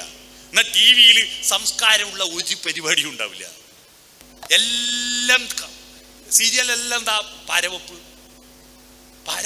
കുറ്റപ്പെടുത്തല്, കച്ചറ, ഇതല്ലേ? അതും നോക്കിയിരിക്കുക. ടി വി കാണുമ്പോൾ കുഞ്ഞിന് മാഷ് ഒരു കവിതയുണ്ട്, വായിലേക്കുള്ള വഴി കൈക്ക് കാണാ പാടം, വായിൽ നിന്നുള്ള വഴി നാവിനു തെറ്റുന്നു മിക്കപ്പോഴും. വായിലേക്കുള്ള വഴി കൈക്ക് കാണാ പാടല്ലേ? രാത്രി നിങ്ങൾ ഭക്ഷണം കഴിക്കുമ്പോൾ പെട്ടെന്ന് കരണ്ട് പോയി, ആരെങ്കിലും വായ കാണാഞ്ഞിട്ട് ചോറ് വാരി ചെവി കൊണ്ടച്ചനോ? ഇല്ലല്ലോ. വായിലേക്കുള്ള വഴി കാണാപ്പാടാ. അപ്പൊ ടി വി കണ്ടുകൊണ്ട് ഇതങ്ങ് നടക്കൂ. അതിൻ്റെ ഇടയിൽ കൂറ വീണിട്ടുണ്ടെങ്കിൽ അത് മുളകാന്ന് വിചാരിച്ച് അതും കൂട്ടിയിട്ടാ തിന്നുക. നിങ്ങൾ ഭക്ഷണം കഴിക്കുമ്പോഴെങ്കിലും വീട്ടുകാരോടൊന്ന് വട്ടത്തിലിരുന്നിട്ട് മുഖത്തോട് മുഖം നോക്കി ഹൃദയം തുറന്ന് വർത്താനം പറ. എന്താ വർത്താനം? അച്ഛനോടും അമ്മയോടും പറയേണ്ടത്, അതാരാ റോഡിലൂടെ പോകുന്നത്? അത് ഗോപാലൻകുട്ടി, മഹാവൃത്തികെട്ടവനാ. അതാരാ പഞ്ചായത്ത് മെമ്പർ? ഒരു ചുക്കിനും കൊള്ളൂല. പഞ്ചായത്ത് പ്രസിഡന്റ് മഹാബദ്ധോ, MLA തീരെ പോക്കാ, മന്ത്രിമാരെല്ലാം വഷളന്മാരാ, മുഖ്യമന്ത്രി ഭീകരനാ, പ്രധാനമന്ത്രി അതിലും ഭീകരനാ, എല്ലാരും മോശ. ഒരാളെ ഉള്ളു ലോകത്ത് നല്ലേ, അതാരാ? ഞാൻ മാത്രം. ഈ ചർച്ച കേട്ട് ദുഷിപ്പ് കേട്ട് നിങ്ങളുടെ അടിസ്ഥാന ഭാവം എന്താണെന്നറിയോ? ഇപ്പോ I am okay, you are not okay. ഞാൻ മാത്രം ശരി, നിങ്ങളൊന്നും ശരിയല്ല. ഈ അഹന്തയാണ് നമ്മുടെ കുട്ടികളെ പറ്റിക്കുന്നത്. ചില കുട്ടികൾക്ക് I am not okay, you are okay. ഞാൻ ഒരു കുട്ടി സ്റ്റേജിലേക്ക് വരാൻ പറഞ്ഞല്ലോ. ആ വരാൻ പറഞ്ഞപ്പോ മുമ്പിലിരിക്കുന്ന ഓരോ കുട്ടിയും എന്റെ ഭാവം എന്താണെന്നറിയോ? നീ പോട്, I am not okay, you are okay. എടാ, ഈ സ്റ്റേജിലേക്കൊന്ന് ഐ ആം റെഡി എന്ന് പറഞ്ഞിട്ട് ഇറങ്ങി ഓടി വരാൻ താല്പര്യം കാണിക്കുന്ന കാലത്താണ് നിങ്ങൾ വിജയിക്കുന്നത്. അല്ലാതെ ആരെങ്കിലും മാഷമാർ അത് ആ പെൺകുട്ടികളെ പോയി സാറ് വെറും നാണം കുടുങ്ങിയുള്ള ആൺകുട്ടികൾ ഇപ്പോ വലിയ വീരവാദവും പറയും, വലിയ അല്ലോണ ഇറച്ചിയും തിന്നു, അൽഫാമും തിന്നു എന്നല്ലാതെ എന്തെങ്കിലും മാഷന്മാർ ഒരു ചോദ്യം ചോദിച്ചാൽ ഒരാരെങ്കിലും ഒന്ന് സ്റ്റേജിലേക്ക് വരാൻ പറഞ്ഞാൽ 50 പൈസയുടെ സഞ്ചി അടുപ്പിലിട്ട പോലെ എന്നെ വിളിക്കല്ലേ, ചുളുങ്ങി മടങ്ങി പോവുക. കുറച്ച് കാലം കഴിഞ്ഞാൽ ഈ പെണ്ണല്ലാണോ ആണല്ല പെണ്ണു ആവുമെന്ന് എനിക്ക് ശ്രമിച്ചു. വേറും നാണം കുടിങ്ങളാ ആൺകുട്ടികൾ ഇപ്പോ. ഇവിടെ ഉഷാറാവടാ, എനർജറ്റിക് ആവും. I am okay, you are okay. ഞാനും കുഴപ്പമില്ല, നീയും കുഴപ്പമില്ല. വേറെ നാലാമത്തെ ഒരു വിവാഹം കൊണ്ടുവിട്ട് I am not okay, you are not okay. ഞാനും പോക്ക, നീയും പോക്ക. അവരാണ് ഈ MDMA-ന്റെയും മയക്കുമരുന്നിന്റെയും പുറകെ പോകുന്ന ടീം. ആരാന്നറിയോ? I am not okay, you are not okay. ഇപ്പൊ ബേക്കുന്ന കുറച്ചാളില്ലേ, ഞാൻ ഈ പ്രസംഗിക്കുമ്പോൾ ഒന്നും ഞാൻ ഇയാൾ പോക്ക ഞാനും പോക്കാന്ന മട്ടിൽ ഇങ്ങനെ ഇരിക്കുക, അങ്ങോട്ടും ഇങ്ങോട്ടും വർത്താനം പറഞ്ഞിട്ട്. കണ്ടോ, ടീച്ചർ കൈകൊണ്ടി ചൂണ്ടി കാണിച്ചിട്ട് പോലും ഞാൻ അറിയുന്നില്ല. അവരാണ് മയക്കുമരുന്നിന് അടിമയാവാൻ സാധ്യതയുള്ളവർ. നമ്മൾ I am okay, you are okay. നല്ല കാര്യങ്ങൾ ഹൃദയം തുറന്ന് ചർച്ച ചെയ്യൂ, ഓപ്പൺ ദി ഹേർട്ട്. മൂന്നാമത്തത് അഹന്ത വേണ്ട, ഫോർവേഡ് ലീൻ, മുന്നോട്ട് കുനിയ. ആരോടാ? നിങ്ങളോടല്ല, നിങ്ങളുടെ അച്ഛനമ്മമാരോട്. നമ്മുടെ ആണുങ്ങളുണ്ടല്ലോ, അച്ഛന്മാര്, ഗൃഹനാഥന്മാര്, അവരെ വിചാരം എന്താന്ന് പറഞ്ഞാൽ ഈ വീട് ഞാനാ എടുത്തത്, വീട് ശമ്പളം വാങ്ങുന്നത് ഞാനാണ് ഈ സാധനങ്ങളെല്ലാം വാങ്ങുന്നത്. അതുകൊണ്ട് പല അച്ഛന്മാരും വീട്ടിൽ ആരായിരിക്കും എന്നറിയോ? പൽവാൽ ദേവൻ. ഭാര്യ മക്കളോ കട്ടപ്പ, അടിമ. ചായ, ചോറ്, ആരാപ്പ ഇയാള്? ഈ വൃത്തികെട്ട ഈഗോ ആണ് കുട്ടികളിൽ സ്വഭാവ വൈകൃതം ഉണ്ടാക്കുന്നത്. അതുകൊണ്ട് വീട്ടിലെത്തുമ്പോ അച്ഛനോടും അമ്മോവനോടും ആരോടും പറയാ, നിങ്ങൾ മാഷായിക്കോട്ടെ, നിങ്ങൾ പഞ്ചായത്ത് പ്രസിഡന്റ് ആയിക്കോട്ടെ, നിങ്ങൾ വലിയ MLA ആയിക്കോട്ടെ, നിങ്ങൾ വലിയ ബിസിനസ്സുകാരനായിക്കോട്ടെ, വീട്ടിൽ കയറുമ്പോ ചെരുപ്പ് അയച്ചിടും പോലെ നിങ്ങളുടെ ഈഗോ അയച്ചിട്ടിട്ട് അകത്ത് കയറുക. അവിടെ ഈക്വാലിറ്റി ഉണ്ടാകുക, എല്ലാവരോടും ഒരുപോലെ വർത്താനം പറയാ. ഭക്ഷണം പാചകം ചെയ്യുക, പെണ്ണുങ്ങൾക്കും ആണുങ്ങൾ വിളമ്പി തിന്ന മാത്രം ചെയ്യുക എന്ന ശീലം നിങ്ങൾ അട്ടിമറിക്കണം മക്കളെ, അട്ടിമറിക്കണം. നിങ്ങൾ അറിയുമോ, ഞാൻ കുടുംബശ്രീയിലൂടെ ഒരു സർവേ എടുത്തപ്പോ കേരളത്തിലെ പുരുഷന്മാരുടെ അവസ്ഥ ഞാൻ ശ്രദ്ധിച്ചു. 53% പുരുഷന്മാരും അവനവന്റെ അണ്ടർവെയർ ഷഡ്ഡി അലക്കാത്ത ടീമാ. 53% പുരുഷന്മാര് ഷഡ്ഡി അലക്കൂല. അത് സ്വന്തം ഭാര്യന്റെയോ അമ്മേന്റെയോ പെങ്ങളെയോ കയ്യിൽ ഏൽപ്പിക്കുന്ന വൃത്തികെട്ട കുട്ടികളാവരുത്. ഇവിടെ ഇരിക്കുന്ന ഒരു കുട്ടിയും അവനവന്റെ അണ്ടർവെയർ അലക്കാൻ അമ്മേനെ ഏൽപ്പിച്ചിക്കരുത്. നാളെ മുതൽ അത് നിങ്ങൾ അലക്കിയിടണം. പെൺകുട്ടികൾ പിന്നെ അലക്കിയിടും. അതുകൊണ്ടാണ് ഞാൻ അവരോട് പറയാത്തത്. എടാ, നിങ്ങളെ അണ്ടർവെയർ അമ്മയോടും പെങ്ങളോട് അലക്കാൻ പറയാന്ന് പറഞ്ഞ പിന്നെ ആണാന്ന് പറഞ്ഞ് മീശം വെച്ച് നടക്കുന്നു വൃത്തികെട്ടവന്മാര്. അവനവൻ കഴിച്ച ഭക്ഷണത്തിന്റെ പാത്രം കഴുകാൻ പഠിക്കുക. കുട്ടികളോട് ഞാൻ പറയാ, എല്ലാ കാലവും അച്ഛനും അമ്മയും നിങ്ങളുടെ കൂടെ ഉണ്ടാവില്ല. ചില വീട്ടില് രാവിലെ ഒരു അലാറം ഉണ്ട് ഇല്ലേ, സ്കൂൾ ബസ് വരേണ്ട സമയമാകുമ്പോ ഒരു അലാറമുണ്ട്. എന്റെ ട്രൗസറ്, എന്റെ ഷർട്ട്, എന്റെ വാട്ടർ ബോട്ടില്, എന്റെ പുസ്തകം, അമ്മയും അച്ഛനും ഇതെല്ലാം എടുത്ത് ഇവനങ്ങ് നിന്നോടുക്കും. ഇതെല്ലാം ഇട്ട് ബാഗ് എടുത്ത് പുറത്ത് വെച്ച് എന്നിട്ട് ബഹിരാകാശ യാത്രികനെ റോക്കറ്റ് കയറ്റും പോലെ തള്ളി അങ്ങ് കയറ്റിയാൽ സമാധാനായി. ഇനി നാളെയല്ലേ നോക്കണ്ടു. എത്ര വൃത്തികേടാന്നറിയോ? 5ാം ക്ലാസ്സിൽ എത്തുമ്പോഴേക്ക് കുട്ടികൾ അവനവന്റെ ബാഗും ഷർട്ടും പാൻറ്റും വാട്ടർ ബോട്ടിലും ബോക്സും പുസ്തകമല്ല അവനവൻ സ്വയം എടുത്തു വെച്ച് അവനവന്റെ ഭക്ഷണം വിളമ്പി കഴിച്ച് ആ പാത്രം കഴുകി വെച്ച് പോകുന്ന കുട്ടികളാവും നിങ്ങൾ. നിങ്ങൾക്ക് ജീവിതത്തിൽ വിജയിക്കാനാവും. നിങ്ങൾ പലയിടത്ത് പോയാ നിങ്ങളുടെ അച്ഛനും അമ്മയും കൂടെ ഉണ്ടാവോ? എന്തെങ്കിലും ഒരു പ്രതിസന്ധി വരുമ്പോ അച്ഛാ അമ്മേന്ന് പറഞ്ഞ് നിലവിളിച്ചാൽ വരുവോ? ഓടി വരുവോ? ഇല്ല. പ്രതിസന്ധികളെ അതിജീവിക്കാൻ പഠിക്കും മക്കളെ. നീന്താൻ പഠിക്കും. നിങ്ങൾക്ക് ആത്മവിശ്വാസം ഉണ്ടാക്കാൻ ഏറ്റവും നല്ല മാർഗം നീന്താൻ പഠിക്കല്. 10ാം ക്ലാസ്സിൽ എത്തുമ്പോൾ ഞാൻ വിദ്യാഭ്യാസ മന്ത്രിയാണെങ്കിൽ നീന്തൽ പഠിക്കാത്ത ഒരുത്തനും A+ കൊടുക്കാൻ പാടില്ല. മുഴുവൻ കുട്ടികളും നീന്തൽ പഠിക്കണം. ഇത്രയും മഴയും പൊഴിയുള്ള നാട്, അവിടെ നീന്തൽ പഠിപ്പിക്കണ്ടേ? ഞാൻ രാവിലെ 20 കുട്ടികളെ നീന്തൽ പഠിപ്പിച്ചിട്ടാ വരിക എപ്പോഴും. ഇന്ന് പറ്റിയില്ല. ഞാൻ നാട്ടിലുണ്ടെങ്കിൽ നീന്തൽ പഠിപ്പിക്കല എന്റെ പ്രധാന പണി. രാവിലെ കുട്ടികളെ എല്ലാ കുട്ടികളും നീന്താൻ പഠിക്കുക. നീന്താൻ പഠിക്കുന്നത് വെള്ളത്തിൽ രക്ഷപ്പെടാൻ മാത്രമല്ല, നീന്തുമ്പോൾ ഉണ്ടെന്നൊരു ആത്മവിശ്വാസം ഉണ്ട് കേട്ടോ. ആ നീന്തി അപ്പുറം കടന്നിരിക്കുമ്പോൾ ഉണ്ടല്ലോ അമ്പട ഞാനേ, നിങ്ങൾക്ക് നിങ്ങളെപ്പറ്റി മതിപ്പ് തോന്നും. പിന്നെ വെള്ളത്തിന്റെ ഉള്ളിലൂടെ, ഈ പച്ചപ്പിന്റെ ഉള്ളിലൂടെ മത്സ്യങ്ങളുടെ ഇടയിലൂടെ പോകുമ്പോഴുള്ള ആ ഡൈവിങ്ങിന്റെ ഒരു സൗന്ദര്യമില്ലേ, അത് ആസ്വദിക്കാതെ ചത്തുപോയ കണ്ണടിയില്ലടാ. എന്തൊരാനന്ദമാണ് ആ വെള്ളത്തിന്റെ ഉള്ളിലൂടെ പോകുമ്പോ. നീന്തം പഠിക്കേ. അതുകൊണ്ട് open the head, forward lean, മുന്നോട്ട് കുനിയൂ, അഹന്ത വേണ്ട.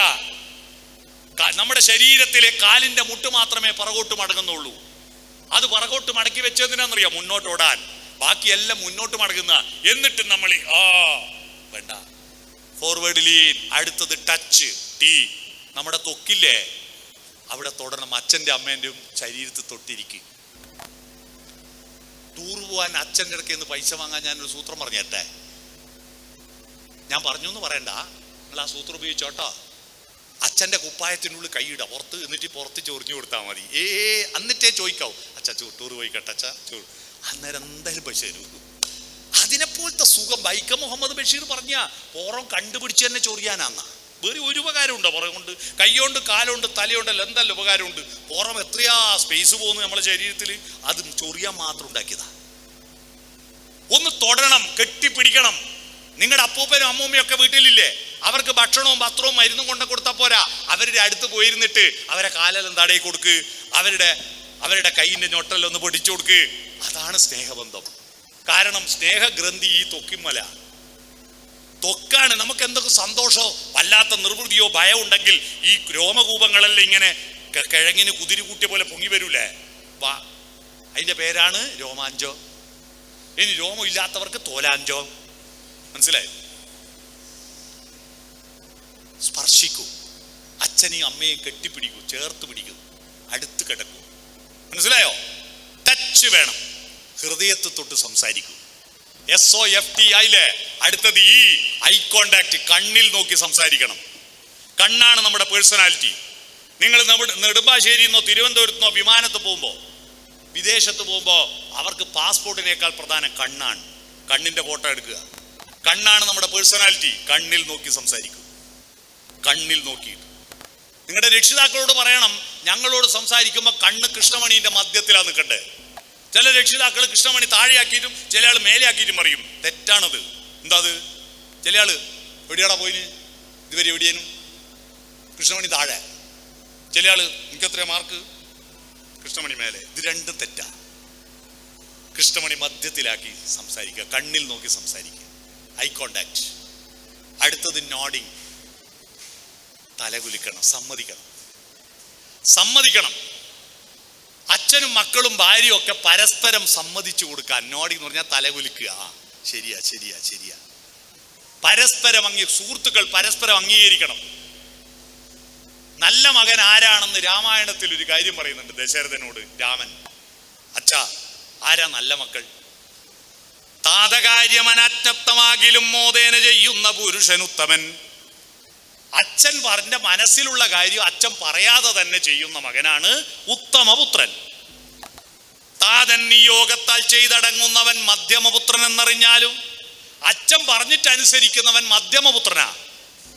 എന്നാൽ താതൻ നിയോഗിക്കലും ഇക്കാര്യമല്ലാലെ കർത്തവ്യമല്ലെന്ന് വെച്ചടങ്ങുന്നവൻ, അച്ഛൻ പറഞ്ഞാലും കേൾക്കൂല എന്ന് പറയുന്നവൻ ആരായിരിക്കും? പറയാതെ ചെയ്യുന്നവൻ ഉത്തമൻ, പറഞ്ഞിട്ട് ചെയ്യുന്നവൻ മധ്യമൻ, പറഞ്ഞിട്ടും ചെയ്യാത്തവൻ ആരായിരിക്കും? അധമൻ എന്ന വാക്കാണ് പലരുടെയും മനസ്സിൽ വരിക. എന്നാൽ രാമായണം പറയുന്ന അധമൻ എന്നല്ല. പിത്രോർ മലമെന്നു ചൊല്ലുന്നു സത്തുക്കൾ എന്നാ രാമായണം പറയുന്നത്. അത് പിതാവിന്റെ മകനല്ല, മലമാണെന്നാ. ഇതിലെത്ര ആൾ മലമുണ്ടെന്ന് സ്വയം ഒന്ന് പരിശോധിക്കും. അത് പിതാവിന്റെ മകനല്ല, വെറും മലമാണ്. കുടുംബമായിട്ട് നല്ല പരസ്പര പൂരകമായ ബന്ധം ഉണ്ടാകുക. അപ്പൊ smile, open head, forward lean, touch, eye contact, nodding. നിങ്ങൾ കുട്ടികളെ നിങ്ങൾക്ക് പറ്റുന്ന ഒരു അബദ്ധവും കൂടി പറഞ്ഞാൽ നിർത്താം. നിങ്ങളുടെ ശരീരം ഉണ്ടല്ലോ, ഈ ശരീരം നിങ്ങളെ അനുസരിക്കണം. നിങ്ങളും മൃഗവും തമ്മിലുള്ള വ്യത്യാസം, മൃഗങ്ങളുടെ ശരീരമാണ് ഗുരു, മനസ്സ് ലഘുവ. ഗുരു എന്ന് പറഞ്ഞാൽ മാഷ് എന്നല്ലേ, വലുത് എന്നർത്ഥം. ഗുരുതരമായ പരിക്ക് പറ്റിയെന്ന് വാർത്ത കണ്ട മാഷന്മാർക്ക് പരിക്ക് പറ്റിയെന്നല്ലോ, വലിയ പരിക്ക് പറ്റിയെന്ന. ഗുരു എന്ന് പറഞ്ഞാൽ വലുത്, ലഘു എന്ന് പറഞ്ഞാൽ ചെറുത്. മൃഗങ്ങളുടെ ശരീരം, ഇപ്പൊ സ്കൂളിന്റെ മുറ്റത്ത് ഒരു പട്ടി വന്നു, ആ പട്ടിക്ക് മൂത്രമൊഴിക്കണം. ഒരു പശു വന്നു, പശുവിന് ചാണകം ഇടണം. അപ്പൊ സ്കൂളാണ്, ഇവിടെ പറ്റൂല എന്ന് മനസ്സ് പറയോ? അവിടെ വാലും വധിച്ച് മൂത്രയിക്കും. പട്ടികൾ റോഡിൽ വെച്ച് ഇണചേരും. കാരണം അതിന്റെ ഗുരു ശരീര, മനസ്സ് ലഘുവ. മനുഷ്യനോ? മനുഷ്യൻ ഗുരു മനസ്സാ. ഇപ്പൊ ഇത് നേരത്തെ എണീറ്റ് പോകണമെന്ന് നിങ്ങളുടെ മനസ്സിലില്ലേ? എന്നിട്ട് എണീറ്റ് പോവാത്ത എന്താ? ശരീരത്തിന് ഒന്ന് എഴുന്നേക്കണം എന്ന് പറഞ്ഞ് ഇങ്ങനെ തിരിഞ്ഞും പറഞ്ഞും കളിക്കുക. പക്ഷെ മനസ്സ് പറയാ, മാഷന്മാർ കണ്ട എന്താ വിചാരിക്കുക? തൽക്കാലാടെ ഇരിക്കുക, അനങ്ങാണ്ട് കിടന്നോ ശരീരമേ എന്ന് പറയും. ശരീരത്തെ കൺട്രോൾ ചെയ്യുന്ന, ഇവിടുന്ന് ഇപ്പൊ മൂത്രമൊഴിക്കാൻ മുട്ടി എവിടെ ഒഴിക്കോ? ശരീരത്തെ കൺട്രോൾ ചെയ്യുന്ന മനസ്സ്. പക്ഷേ ആമയും മുയലും പന്തയം വെച്ച കഥയെ പറഞ്ഞ പോലെയാ ഇപ്പോഴത്തെ അവസ്ഥ. മുയല് കുതിച്ചോടി തിരിഞ്ഞു നോക്കുമ്പോൾ ആമ വളരെ പിറകില. എന്തിനാ നേരത്തെ പോയാൽ ഒരു ട്രോഫിയല്ലേ കിട്ടൂ? ഉടൻ തന്നെ മുയൽ വിചാരിച്ചു ഒന്ന് വിശ്രമിച്ചിട്ട് പോകാം. വിശ്രമിച്ചിട്ട് ഉറങ്ങിപ്പോയി. ഉറക്ക് തെളിയുമ്പോൾ ആമ പോയിട്ട് ട്രോഫിയും വാങ്ങി വരുന്നു. ആമ ട്രോഫിയും വാങ്ങി വരുന്നു. എന്നിട്ട് മാഷന്മാർ നമ്മളെ പഠിപ്പിച്ചു, പരിശ്രമശാലികൾ വിജയിക്കും, അലസന്മാർ പരാജയപ്പെടും. ഈ കഥ പണ്ട് പറഞ്ഞ കഥ, അത് നമുക്കൊന്ന് മാറ്റി പിടിച്ചൂടെ? നമ്മുടെ ശരീരമാണ് ആമ, മനസ്സ് മുയല. ശരീരം ആമയെ പോലെ മെല്ലെ വളർന്ന്. ഒരു പശു പ്രസവിച്ച ആ പശുക്കുട്ടി അരമണിക്കൂർ കൊണ്ട് എണീറ്റോടും. നിങ്ങൾ ആരെങ്കിലും പറ്റിയിട്ട് അരമണിക്കൂർ കൊണ്ട് ഓടിയാ? 6 മാസമായില്ലേ ദോശ മറിച്ചടെ? കുട്ടി കുമ്പിടാൻ 6 മാസമായില്ലേ? LKG അങ്ങനെ വാടി പോകുമ്പോൾ 3 വയസ്സാവില്ലേ? 3ാമത്തെ വയസ്സിൽ പശുക്കുട്ടീനെ ചെന്ന് നോക്കട്ടെ, പെറ്റിട്ടൊരു അമ്മയായിട്ടുണ്ടാവും. നമ്മളെ കുട്ടിയോ? ഇവിടെ 10ാം ക്ലാസ് പഠിക്കുന്ന പെൺകുട്ടികളെ നോക്കട്ടെ, ചെറിയ മക്കള് 15 വയസ്സുള്ള. എന്നാ 15 വയസ്സ് ഒരു പശുവിനാണെങ്കിലോ 10 പെറ്റിട്ടുണ്ടാവും അല്ലേ? നമ്മുടെ ശരീരം ആമയെ പോലെ മെല്ലെ വളരുന്നു. പക്ഷെ മനസ്സോ മുയലിനെ പോലെ കുതിച്ചോടുന്നു. എന്തൊരു ബുദ്ധിയാടാ! കുതിച്ചോടുക മനസ്സ്. പക്ഷെ ഒരു നിശ്ചിത പ്രായം എത്തുമ്പോൾ ഉണ്ടല്ലോ, ഈ മനസ്സ് ഉറങ്ങുകയും ശരീരം ഓവർടേക്ക് ചെയ്യുകയും ചെയ്യും. അതാ പ്രശ്നം. അതിന്റെ പേരാണ് കൗമാരം. 8ാം ക്ലാസ് എത്തുമ്പോ ചെമ്പകപ്പൂ മൊട്ടിനുള്ളിൽ വസന്തം വന്നു, കരളിലെ ഇളം കൊമ്പിൽ ചന്ദനക്കിളി അടക്കം ചൊല്ലാൻ തുടങ്ങും. നിങ്ങൾ ഉള്ളിൽ ഹോർമോൺ ഉൽപ്പാദിപ്പിക്കൂ. അപ്പൊ ഏടുന്നെങ്കിൽ ഒരു ചെക്കൻ ചിരിച്ചു കാണിച്ചാൽ, ഒരു ചിരി കണ്ടാൽ അത് മതി. പിന്നെ ഉറക്കം വരില്ല. കാരണം നിങ്ങളുടെ ഹോർമോൺ ശരീരം ഭരിക്കാൻ തുടങ്ങി. അങ്ങനെ ഓന്റെ പിറകെ പോകുമ്പോ, ശരീരം പോകുമ്പോ മനസ്സ് പറയും പൊല്ലമോളെ, നിന്റെ അച്ഛനും അമ്മേനെയും കരച്ചിട്ട് പൊല്ലമോളെ. എന്നാ മനസ്സിനെ അംഗീകരിക്കാത്ത ശരീരം ഗുരുവായ ഓള് പോയി, ആമ പോയി, മുയൽ ഉറങ്ങി. ആമ പോയിട്ട് 1 കൊല്ലം കഴിയുമ്പോൾ ട്രോഫിയും വാങ്ങി വരും. കണ്ടിനാ? ട്രോഫിയും വാങ്ങി വരുന്നുണ്ടിനാ? ഇത് സംഭവിക്കുന്നതിന്റെ കാരണം നിങ്ങളുടെ ശരീരം.